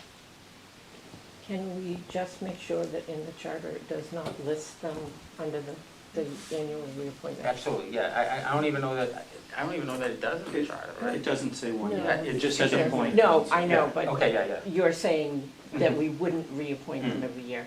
So I just want to check the charter wording Yes. as it stands So, right now. yeah, so if there's no term, then there's the appointment. And Yep. it's not necessarily term, but I know there's a list That says of the appointments, reappointments. So I don't want anybody saying, well, yes, but in the charter it says. So, So if we check that and just make sure, we can work on having them removed from that list. so let's And that was my, do that now while it's their presentation, so they can't bill us at work. So if you guys check while you're here, maybe Chris, somebody, Caitlin, check your phone, and just, you know, condition, so my just so motion it would doesn't be, come back and bite us. it's a good point, you know, my motion would be that we appoint our councils with no term limits, you know, according to the chart, you know, based on, you know, whatever the charter says for reappointments. And town council will get back to us and let us know if that's the case, in which case they'll just be removed from our annual appointment list, and we just, you know, council at will with a presentation every June. I think this, having them come in and explain to everyone. I think it's sometimes that it's everyone- tough, because sometimes I think, you know, and you've been up here for a couple of years now, and we sit back and you forget sometimes that the conversations we're having with them is executive session. Right. And that the residents aren't seeing it. Right. You know, and, we know what we know, and we know what we can't say necessarily. You try to, say, hey, listen, John's not that bad of a guy, but they just don't believe it because because he says no. He tells people no. When you tell somebody no, nobody likes you. No offense. I just said I held you in high esteem. When the labor attorney walks in the room, it's generally not good news for somebody, so we are used to it. Yeah. But I would also like to say, if we're going to have this as an annual opportunity to educate not only ourselves, but at the same time, more importantly, our community, we do have a number of department heads here in support. And I would say, for the future event that we have this, I would love to have feedback, maybe possibly ahead of time, or I know that you had a number of conversations, Doug, and I know that I was able to give Stacy a call, and I greatly valued the opportunity and the conversation we had, because I value and appreciate this opportunity, and I know what it means. I recognize what it means to the town, but most importantly, as we move this town forward, I greatly respect and honor the relationship that our department heads have with you, because it is with your help that they're able to, conduct their best practices, and their best practices is our best practice. So, so I'm so thankful that, that our chiefs, that our department heads are here tonight, but possibly even in the future, we can even share that, because the thing is, Administrator Lab mentioned at the very beginning that his conversations entailed the urging that these relationships continue. And so that I respect that, I value that. I think that's very important in how we're moving forward with the town. And that's something that I think possibly even next time we could have a little bit more of that input. Just because I think that's so impactful. But I'll let Jamie speak for herself, but I'd really like to thank the board for the opportunity to come in. And thank you, Donna, for raising it, because the last thing we would ever want is for you to think that we take your business for granted. We do not. And we're happy to come in and make a presentation, explain to you why we think we are your best option. So thank you very much. Thank you. And I think that's why I'd rather keep it on an annual appointment. They can come in and explain why they think they should get another year. So I think we should keep it at an annual appointment. I disagree Well, we have a motion and a second. wholeheartedly. Okay, and I'm just saying that as part of the discussion on that, I think it helps if they know that we're going to be looking at them every single year, and that they won't ever take us for granted. Not that I think they do, but I think this probably helps with making sure that they don't. So I'd rather keep it on a one-year appointment. Well, so we have a motion and a second. Okay, I'm voting no on this, so I'm just letting the other board members know could we in case just, they want to switch their vote. could we table that for now until we look into whether or not in the charter it says council? I looked at it, and it doesn't say one-year term. No, I don't mean one-year term, but on the reappointment list, I know that there are several, there are a number of positions that the charter actually states that they will be reappointed every year. So I'd just like to make sure. Sure, you could also vote it just pending, contingent on Okay. confirmation that it doesn't violate the town charter. That's fine. So we have a motion and a second. All those in favor? Yep. All those opposed? Thank Just you. make one We wanna closing thank comment. Thank I don't want to beat anything to death, but I do want to just make one point. And this is not directed at John's point, but I don't want you to think that it is, because you mentioned how much money we spent on them. This is more directed toward other comments from the community about how much money we spent. And I think there's a misconception from some members of the public that the attorneys dictate how much money the town spends. They work for us. We tell them when to, defend a case, how far to go with a case, all that. So all of our spending is always at the direction of the town. That's where the buck stops. So I just want to make that clear for the public, because I think sometimes folks think that, the attorneys are somehow the ones making the decisions. They don't. They present the options to the board, and it's always the board of selectmen, and all boards of selectmen are making the decisions on whether to engage and how far to continue. So I just want to make that clear for the public. It's the town that makes those decisions. Thanks. Okay. Thank Thank you very much. Thank you. All right, next on the agenda. Thank you. Thank you. Thank you. Nice to see you. Thanks, Joe. Next on the agenda, presentation and adoption of financial policies. Stephanie. Thanks, Mike. So I did put in your packet a pretty lengthy document. It's 71 pages of proposed financial policies. Thanks, guys, for the board to hopefully adopt tonight. I want to recognize the team that worked on this collaboratively with me, but before I mention them, I'll just say generally, financial policies like this are not required by law or regulation, but they're a best practice, so it's strongly encouraged.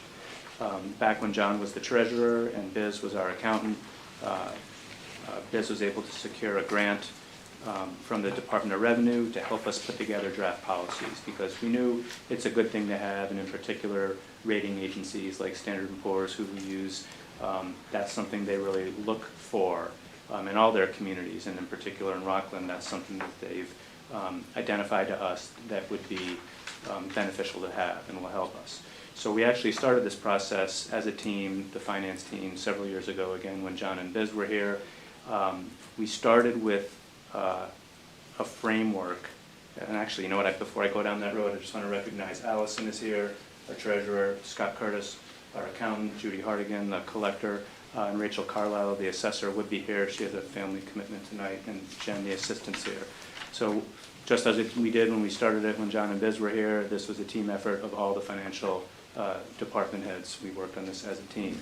So we started with the representative from the Department of Revenue came in, met with us, asked us about how our town was organized, the different functions, who does what, how do we do things, and then they basically pull from their resources of best practices and things that they'd recommend, and they put out kind of an initial draft saying, like, this is a good starting point that has all these best practices. So given that it's coming from the Department of Revenue, they're not working in a town hall, many of their things, in my opinion, and as I recall, I think John's opinion when we were working on this together, occasionally had way too much granular level of detail that's just not really realistic for municipalities. And I think does. Okay, well, all right, well, we can talk about that, but I think if you compare this version to the version that we started with, we stripped a lot of that out. I'm not going to go through the whole thing because it's so long, and I know that you've had time to review it, but if you just go to the table of contents, which of course doesn't have a page number on it, but it's about about 5 pieces of paper in. You'll see the table of contents, and I'm just going to read a couple of the highlighted ones for the public's benefit. It covers areas like financial planning, capital planning, debt management, investments, one-time revenues, OPEB, grants management, procurement, tailings, tax enforcement, tax recap, year-end closing, etc. So it's highly technical, and again, in many cases, provided some recommendations that I think for someone working at a desk at the DOR in One Ashburton Place, wherever they are, sounds great, but it's just too much detail. And in other cases, some of the detail was okay, but as laws change, then it's immediately out of date, and you have to go back and update the policy. So we thought it made more sense where in many cases, take for example procurement, we don't have our own procurement policy. We just follow state law. So we just put in there that we're going to follow state law, and we referenced all the different statutes involved in procurement, that type of thing. In other areas where Rockland is a little unique, say for example in how we do revenue forecasting, we have our 70-30 split. No one else really has that exact formula. That's an occasion where we did put some of that detail in, because that's not just referencing some state law. On the school front, I should note that I did forward this entire document once the finance team finalized it. I did forward it to Jane Hackett and Dr. Cron. And when I saw them last, they had no comments, which makes sense because this is really more driven by the financial team here. So they did not have any concerns. I have not presented this to the Finance Committee yet, mainly because we were so busy in a compressed time frame to get through the budget. But I've given them the heads up that this was coming. So what I would, what I'm asking is, what I'd recommend is that, you know, once we get through whatever questions you have, unless you want any changes made, I would recommend that you adopt the document. And timing is important because we are going to be going out to issue bonds again relatively soon for the sewer department. As you remember, the town meeting authorized borrowing for the sewer department, and so it would be great to have this adopted by the board and in place before we get rated again by Standard & Poor's. But it can always be updated. It can be updated next week, next month, as often as you want. And you'll notice at the end of each section, there are an effective date, and it says this policy was adopted on blank date. So if for whatever reason, say you adopted this whole thing tonight, and then 6 months from now, you wanted to, you know, update the section on reconciliations, you can, you know, direct us to update that, you vote that, and we'll just change it and update that particular effective date accordingly. So I have, you know, most of the team here. Do any of you guys want to add anything before I open it up for questions?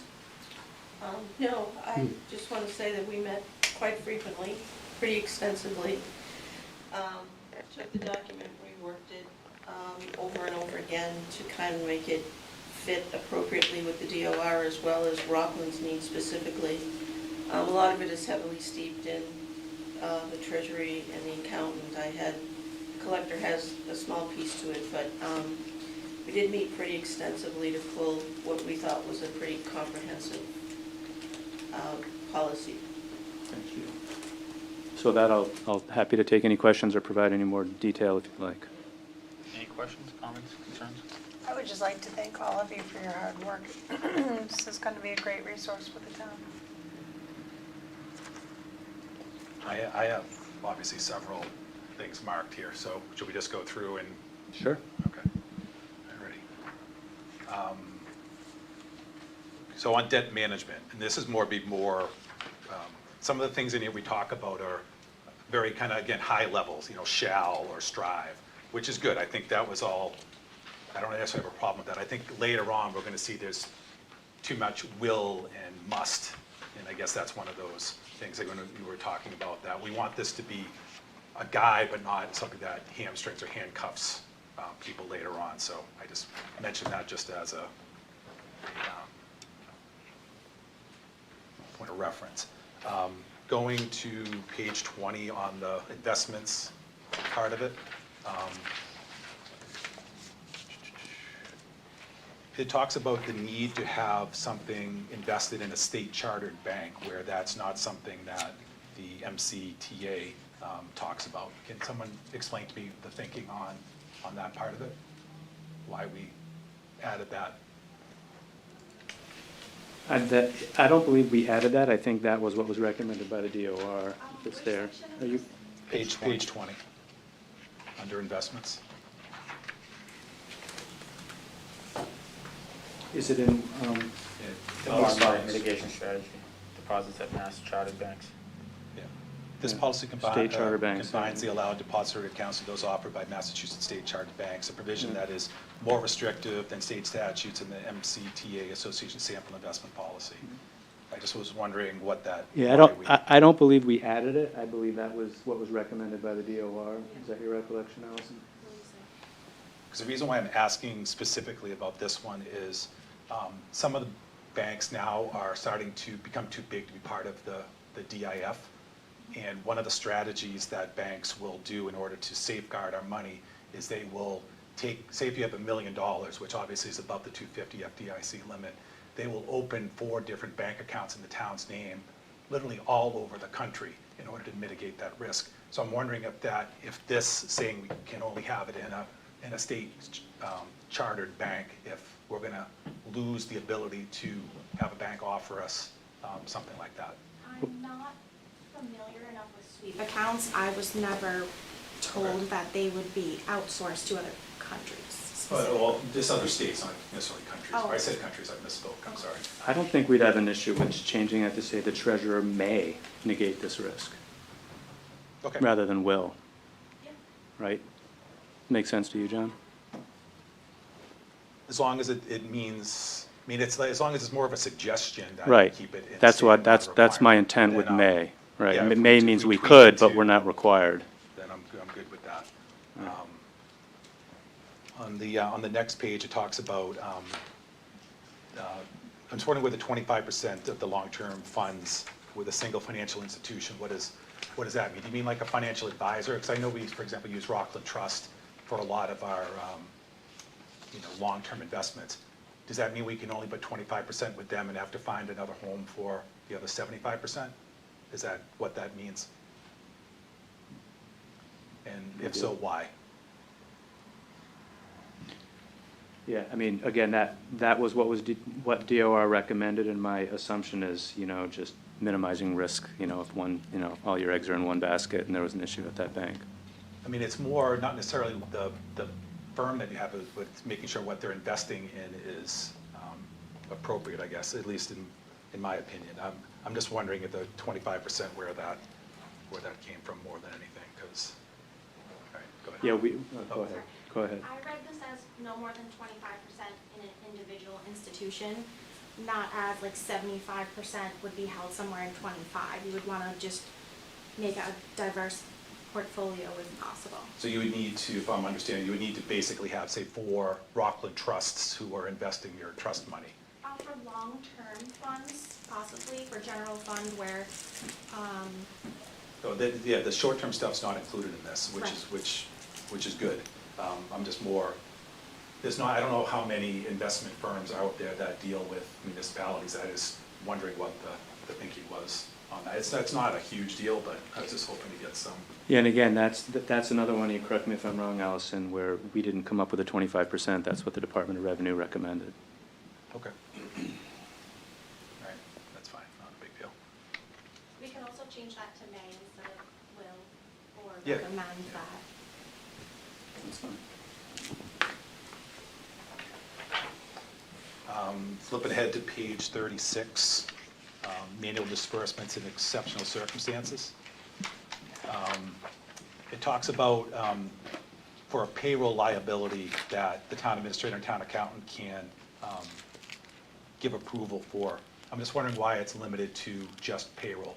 Because, for example, I know there have been times where like a veteran gets left off of the warrant and we needed to give him a vendor check. So I just don't know why it's only a payroll liability, if that should just be, may issue a manual check upon receipt of, if you just lose the 4 payroll liability. And that would kind of cover us for. The only thing I'm wondering, and I think we could do that, so I hear you. I know when it comes to payroll with, changes in state law, if somebody leaves service, there has to be, as you know, you got to hand to some pay 'em that day. that day, or you're liable for treble damages and attorney's fees and all the rest, and that's a payroll-specific liability. You don't have that with other types of disbursements. But I'm okay changing it. What's your thought? We don't issue manual vendor checks anymore. So it really, unless an extreme circumstance come up, would we write a manual vendor check. Those all go through AP. Right, well, you just do a check in advance and it still would go through AP, but you'd be able to cut the check. Yes, we don't do that. Okay. Outside of the system, everything is processed for AP in the system now. So in an example, if when Tim puts in for his veteran benefits and he leaves somebody off and they don't get their check on the 15th of the month, they're gonna have to wait until the next week. If it's within the week, I will ask accounting to put in a special warrant to be signed, so it will go through itself. We haven't had any issues, thankfully, in the last while where we've absolutely needed to put through vendor payment. Okay. I think we might be saying very similar things. So you'd have a special warrant that would get signed off on. Yes, nothing's ever been done outside of a warrant being signed by the Board of Selectmen or anything. It's kind of like squeezing it in time. Like say Tim, left a veteran's off and he called me on Monday. I would just ask that it get put on a warrant kind of thing, but it always gets signed off, and I do not issue manual checks out of the treasurer's office. It would be signed off by everyone like a normal warrant. So we would get the sign off on Tuesday and you'd hand them the check on Wednesday and not necessarily wait until Yes, the exactly. next It check would be run. like an Excel warrant process where it wouldn't be like, turn it in on Wednesday and it's printed on Thursday. Okay, I still would feel more comfortable if that for payroll only was taken out, just in case something comes up. I just don't see the need for it to be limited to payroll, but I'm not gonna die on that hill, so to speak, over it, so. All right. Do you have a thought about that? No, that's fine. Okay. All right, so this one, going ahead to page 50 for revenue turnovers. And Doug, you probably have flashbacks to Biz and I going round and round on this. So I'm going to hand out something. This is from the MCTA talking about turnovers. And I highlighted a section. I don't know, Doug, if you want one. So I need to pick it up. No, that's good. Because this talks about on page 51, about the turnovers needing to be signed by the treasurer prior to going to the accountant.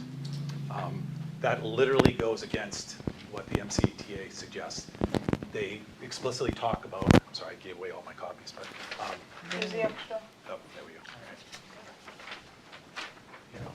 One copy of this form shall be transmitted to the accountant, auditor, or in a second to the treasurer, and a third retained by the department. The bottom of the accountant's copy of the schedule contains a signature of the responsible official of the originating department, as well as the date being remitted. It says nothing about the treasurer needing to sign off on this. And I know, Doug, you're probably having some PTSD from I this. do, I remember I that. will not vote for this if we leave this section in there. Just, that's how strongly I feel about it. It should be the way we do it, have been doing it, works. This is a case of fixing something that doesn't need to be fixed. Someone up at Beacon Hill having no idea, the general having no idea what's going on down in the trenches. So I'd like to have that totally reduced down to actually taken out, or we can maybe talk about this offline or whatever, but I have a big problem with that remaining in. I don't know, anybody else, what do you guys think? I would agree with John in the sense of that this isn't we do it currently, we do not give a signed copy to accounting, so I'm not against changing that. The reason why we have them in both offices is just for checks and balances, so I do agree in the sense of if I'm signing off on all of the turnovers, that means that it's the same copy. But I do not sign them before the turnovers go to the accountant's office, so this would be a change that we would be implementing once this policy goes forward. So I'm with Scott. What do you ask, Scott and Judy, what do you guys think? I agree with what Allison's saying, and I understand what John's saying as well. And right now, as turnovers stand, as far as I can only speak to the collector's office, our turnovers get signed off by me, get administered over to the treasurer's office. They then subsequently send it to the town accountant for the triple checks and balances. If I'm understanding, and I apologize, I don't have the document in front of me right now, but John, you're saying that the treasurer was left out of it? No, I'm saying that, so if say the town clerk has a turnover, they go to the treasurer's office, they verify, sign it, and then that copy goes over to the accountant's office, where the procedure everywhere, I've only worked in 2 places, but 2 separate streams. The clerk would give the accountant, here's what I'm turning into the treasurer, turn it into the treasurer, and at that point, we'll talk about the need to verify it on the spot. That's a whole other, you're not doing that currently, right? No. Okay. And that would be another case of just slowing everything Right. down. For cash, absolutely. If someone comes in with cash, you would obviously want to sign it and in their presence, but the need to go through, if someone comes in with a turnover of 50 checks, and you're going to want to stop everything just to make sure that it adds up right, because you can fix that later on. So that was something on the receiving the turnover part. I don't think it needs to be in the presence of the departmental employee, unless you just want to add, so it does say, I'm sorry, it does say with cash, so, okay. Okay, I take that back. I thought it said all, so it's just, as long as it's just for cash, that's fine.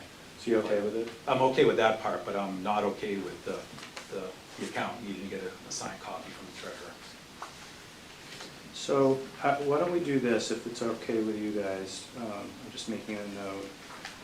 I would make one comment and then I have a suggestion. I guess my comment is, and I remember talking about this before with you, about the Mass Treasurer Collector Association guidance, and I'm not the expert in this, but I do know that they don't have the same regulatory authority that the Department of Revenue has. So in my mind, they're not like equal in that sense. Like the DOR is what approves our tax rate, and they have, everything about what the DOR does. But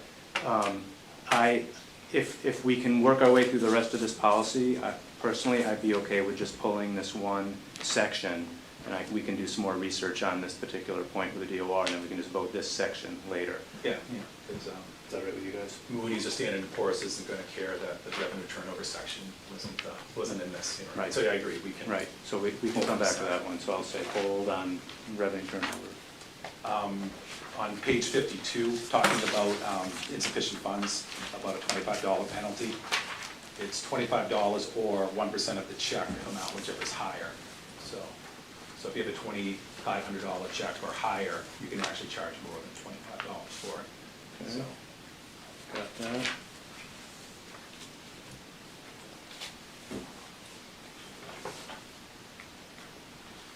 Alrighty. Tax enforcement.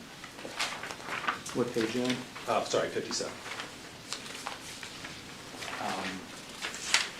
Just section E, about the foreclosure. So when I read this section, I get the sense that we're taking away some of the discretion that the people of Rockland elect our treasurer to do. When it talks about limiting or beginning with those at the highest dollar value of taxes owed. Foreclosing on somebody's property is probably one of the worst responsibilities a treasurer has. So Alice, you probably haven't had that experience, but I'm sure you've had people come in like weeping when they get one of those letters talking about we're going to foreclose on them. And just the way this reads, it just seems like we're treating them like numbers on a balance sheet as opposed to residents here in town. I just hate how this section read. There's more to it than what the property's worth. And I just, if we take out even just that beginning with having the largest tax dollar owed, I feel a lot better about it. And then talking about, it seems like there's also reasons why we may not want to foreclose on a property. It seems like, again, this is too much of must as opposed to may. And like Estes is a perfect example of that. It's been in tax title for forever. We're never going to foreclose on it, at least not until it's been, fully, remediated. And even with the land low value stuff, we don't always want to look at it and go, yep, we're gonna take that piece of property. And I don't see anything in here that gives the treasurer the ability to use his or her judgment on when to take this action, because it is a pretty, I can't think of a good word for it, awesome, but in a bad way kind of responsibility. Do you have any suggested wording changes that you want to make? I would definitely lose the beginning with those having the largest dollar value. You could just put a period after the tax title attorney. Tell me exactly where that is. Top of page 58. Okay. So the second line, Yep. if you put a period after tax title attorney and You all right with that? losing that. Yep, okay, fine.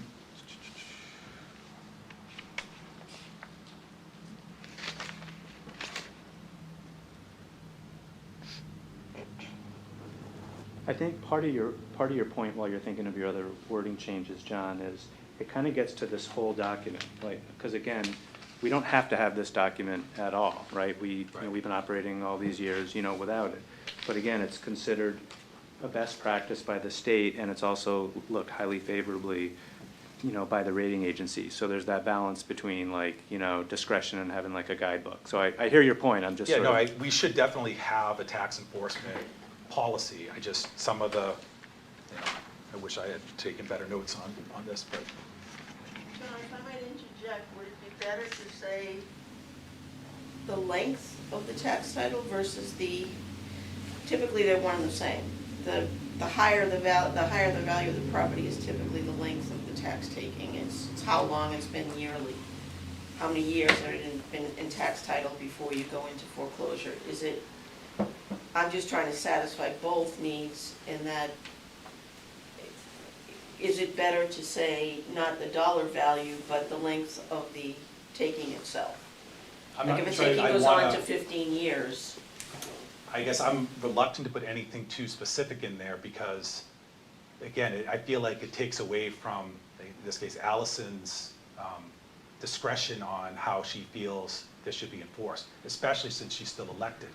The people of Rockland elected her to do this job. Now, if she were appointed, I'd feel a little bit differently, that we as a board may want to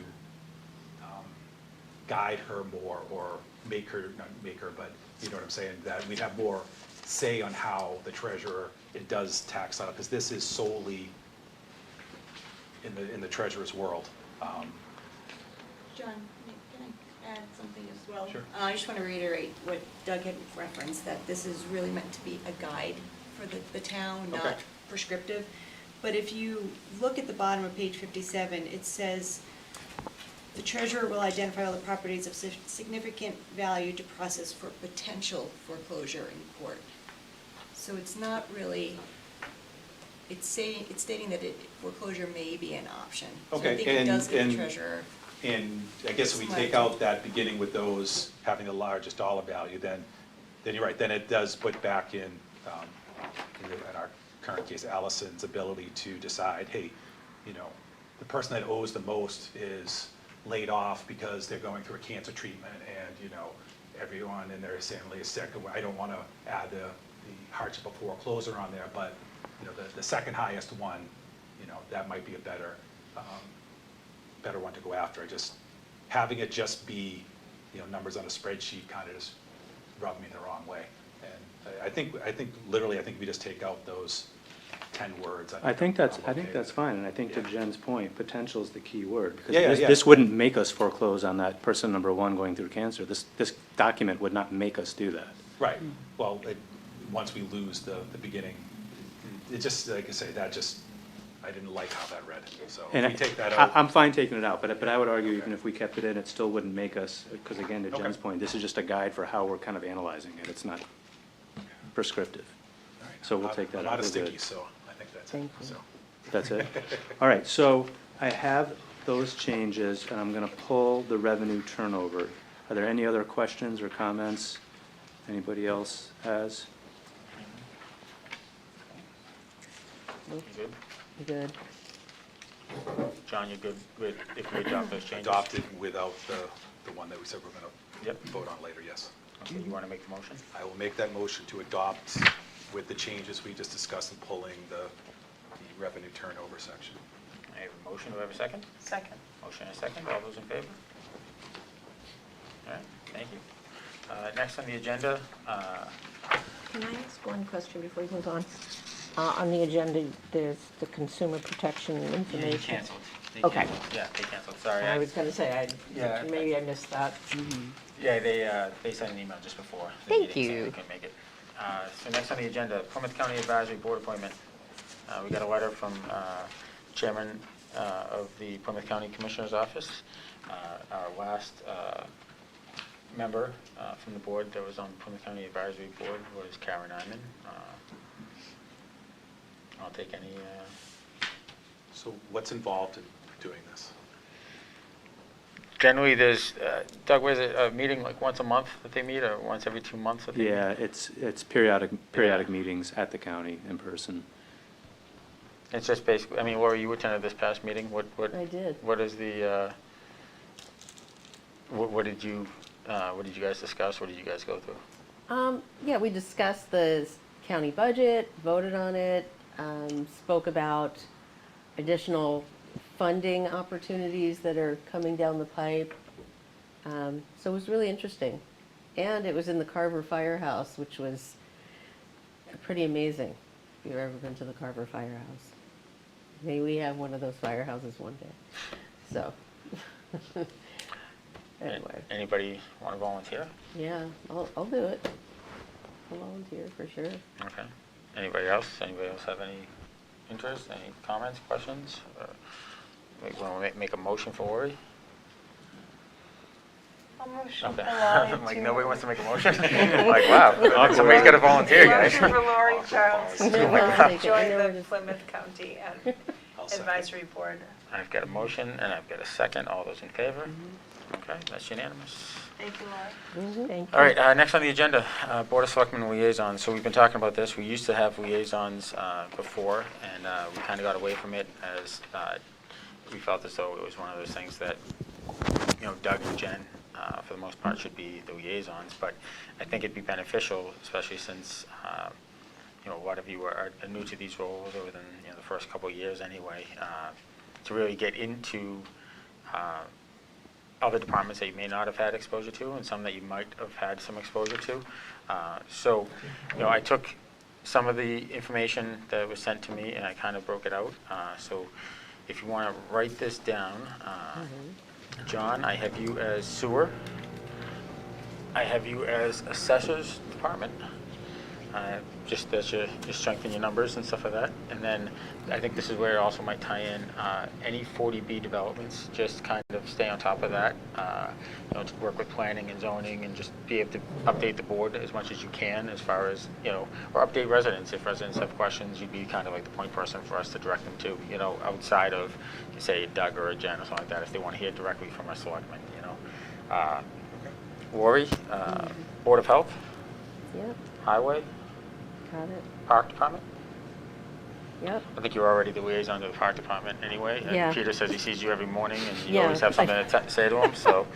Donna? She commandeered that one, Yes, Which seriously. one? The Parks. Donna, you've Park- been, Oh, yeah. you've been water already, and that's a huge one, so I think it's important to keep you there. But I also added the town hall elected positions, and I did that for the fact that you were the clerk, and you have a great relationship with Eliza. You worked in the treasurer's office, and you have a good relationship with the collector as well. So, you might be somebody that has also lived it and has a good understanding of it, and you might be. Did you ask them if they were? I haven't asked them, but see, but that's the last thing, and I'll get to that. I'm glad you brought that up. Tiffany, I got you as Council on Aging, School Department, Library, and the Rec Department. That's good. And then I'm going to take the veterans, and then the two chiefs. You guys are going to be loving to see me. So, take police and fire. So, but with that said, I think there's been some confusion in the past by some of the departments thinking that they dictate the role of the liaison or what the responsibilities of the liaison are. It's not that you have to attend every one of their meetings, and I think they are under the impression that you have to attend their meetings if you stay informed. So, if you watch, John, you don't have to go to all the sewer meetings. If you watch, some sewer meetings, or if you have some questions about some things that you hear in the public, pass it along. Donna, you don't have to go to water department meetings, but if you can take it in every now and then, Tiffany, same thing. You don't have to watch every single school committee meeting, but establish a dialogue so that we have open conversations with these departments, and we can advocate for them from this board. And then when we get into, John, you had mentioned possibly the budget, but we can assist in advocating for these departments as it comes to budget season with Doug and Jen and help them building the warrant and stuff like that with finances. All right? It's not anything we have to vote on. That's something, these things can be changed throughout the course of the year. If somebody feels like there's a department that they want to try that maybe they're not fitting in that department and they want to move on, then we can always do that. We can bring it back up again. All right? So everybody got your assignments? You good? All right. If not, just reference the tape. Other new business not reasonably anticipated. Doug? I have none.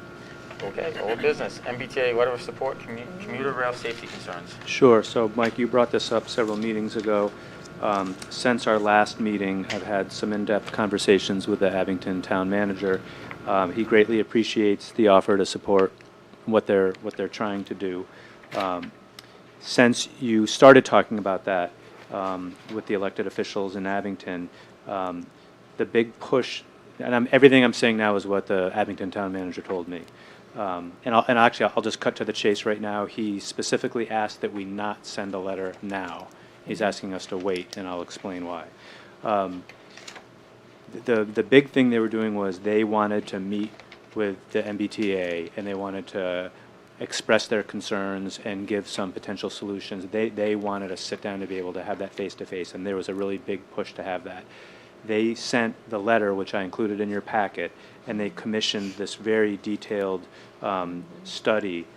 Let's see exactly how they reference it, but it's a report. They just reference it as a report from an engineering firm, the Town of Abington Railroad Grade Crossing Study, and it's, as you can see, it's very long and detailed with all kinds of exhibits. They sent all that to the MBTA, and they were able to secure a meeting. It's not happening until sometime later this week. So he didn't want us to send a letter now because the timing's not right. They want to have their meeting, and they want to see what the outcome is of that, what their final ask is, and then have us support whatever that is. So I told them I would present that, but that makes perfect sense to me. Yeah, that's fine. I mean, at the time that, we brought this up, it was, they weren't getting anywhere, and Right. TA wasn't agreeing to meet with them. So if they're making Right. progress on that end, Exactly. then, we'll hold the letter until it's more Exactly, appropriate. and we'll support whatever their desired ask is coming out of there. So I'll keep that line of communication going. Okay, moving on. Other old business not reasonably anticipated? I have none. Okay, town administrators report and correspondence. Doug? Great, just a couple of things. One is I wanted to update the board that based on the latest report I got from the town accountant, and I think this will be a pleasant surprise for you, we now have nearly $135,000 in opioid settlement funds in the bank. When we were initially talking about some of those lower numbers, 20, 30,000 a year, that was for just one of the settlements, but there's multiple manufacturers, multiple distributors. So we already have this early $135,000 cash in the bank. We've been in the process for a while looking at potential uses of these funds, and as you remember, we created a special purpose stabilization fund. So all those funds go into that account, and they can only be spent based on a vote, an appropriation at town meeting. Jen has already started with some team meetings, both with some external groups as well as internal department heads like the two chiefs and others. So I don't have a recommendation tonight on how to spend these funds. I think we're recommending we take a little bit more time. They really need to be used specifically for the intended purpose, which is mitigating the impact of opioids in the community or prevention, opioid prevention. We can't just use this for the general fund and, or do something completely disconnected to that. And that's not just an idle kind of threat from the feds and the AG. When I get the annual reporting requirements, is a specific certification that I have to sign under pains and penalties of perjury that it's used only for these lawful purposes. So this was just a very quick update. There's more money coming in, I think, than we initially thought. And as soon as we have a specific recommendation for a future town meeting, we'll let you know. And obviously, if you have thoughts or ideas, or you hear ideas, please let me know.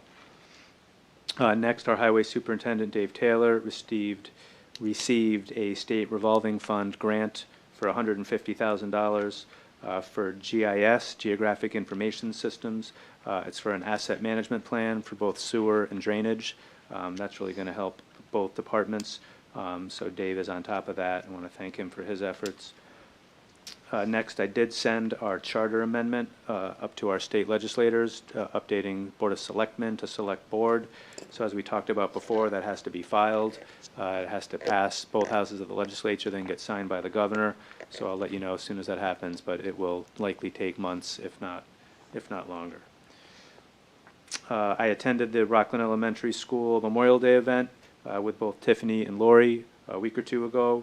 They might want to speak about it as well, but I'll just say it was a wonderful event, and I was very pleased that we got the invite. Next, I wanted to highlight that, especially I've been talking to other towns at the recent conference, as well as our group email list. There are other towns in our region that are really starting to scramble and get nervous about their compliance with that new MBTA communities zoning law. So I just want to thank Jen for her help and leadership in getting us a technical assistance grant, which we got, and we are on a path for compliance. The next step is going to be engaging the planning board, and this will require a vote at town meeting to change some zoning, really just changing a map, not even the underlying zoning. But I want to thank Jen for her efforts on that. It's possible we could have the need for a special town meeting. I'll get into that more probably at the next Board of Selectmen meeting. But if we do end up needing a special town meeting, it's very possible that this MBTA community zoning could be put on that, because just the sooner we get it going, the better. Can we just make sure the map is as detailed as possible? So that we don't have any holdups on the voting of it? Sure. Yep. Yeah, understood. And then lastly, Jen and I attended the Mass Managers Association Conference last Thursday and Friday. We both thought it was a really good program. It focused a lot on management and leadership and team building. Also included other like normal updates they do for legislative updates, the National ICMA Association updates, and state labor law, changes in state labor law. So that was very informative. It was really well attended for managers from all over the state, and we're appreciative for the opportunity to go. And that's all I have. Thank you, Doug. Selectmen's comments. Comments and opinions expressed by individual members do not necessarily reflect the views of the Board of Selectmen and are the opinions and comments of only the individual member. Select Person Elwood. I guess I'll start by publicly thanking Tim White for his role in running the Memorial Day observance we had at over at the monuments that we have over here by the school. It was really well done, other than it being incredibly windy, but we managed to get through it pretty well. I'd also like to congratulate the class of 2023. You guys had kind of a crappy experience, but hopefully that won't deter you from what you're going to do with your futures going forward. Going to reiterate things that I had mentioned before. Rent control, please, someone volunteer for that. We need to get that to a quorum. We need to have be able to meet on that. We can't do that unless someone out there steps up. Same thing, FinCom. We still need people for that as well. Other than that, that's it. Thank you, John. Select Person Childs. Yeah, I wanted to talk a little bit about the railroad crossings for a second. There was also a young woman in Whitman that was hit and killed this week. Same line. So I don't know if we can get the support of Whitman as well in writing letters for that campaign. I want to congratulate all the graduates, both at Rockland and the charter school and the VOTEC. They had the young man that was hit and killed in Abington went to the VOTEC, and they had his stepfather walk across the stage to receive his diploma, which was incredibly emotional. And I just wanted to let people know that that happened. And I'd like to thank all the people that organized both Memorial Day events in Rockland. They were super cool, especially the elementary school one with the singing police officer. He was a riot. He was great. And that's about it. So. Thank you, Ward. Select Person Shortle. I want to congratulate all the graduates for this year. Going through school can be very taxing for a lot of kids, and acknowledging the fact that they've made it, I think, is really important. And I also am glad that our town councils came. I think the more we can present information to the public, the more they're going to be able to support us as a town. So I thank them for coming. And I hope everybody had a wonderful Memorial Day. Thank you, Donna. Select Person Needham. I was very pleased to attend the elementary school Memorial Day celebration, commemoration led by Sergeant Dan. It was very moving, and it was very impactful because it was one of the first times visually I could see all three of the elementary schools together and representative of what we're going to have next year at Phelps. So I thought that was great, and they did a wonderful job. It was very inspiring. I'd also like to congratulate our graduates. The skies are the limit, and I welcome you to your new realm of endless possibilities. Your futures are bright, and I look forward to hearing really great stories. I was also honored to attend the fourth floor artists food and art night the other night. It was a great night, and the fourth floor artists, and it was led by Kate Ann, who owns the boutique that is in that building.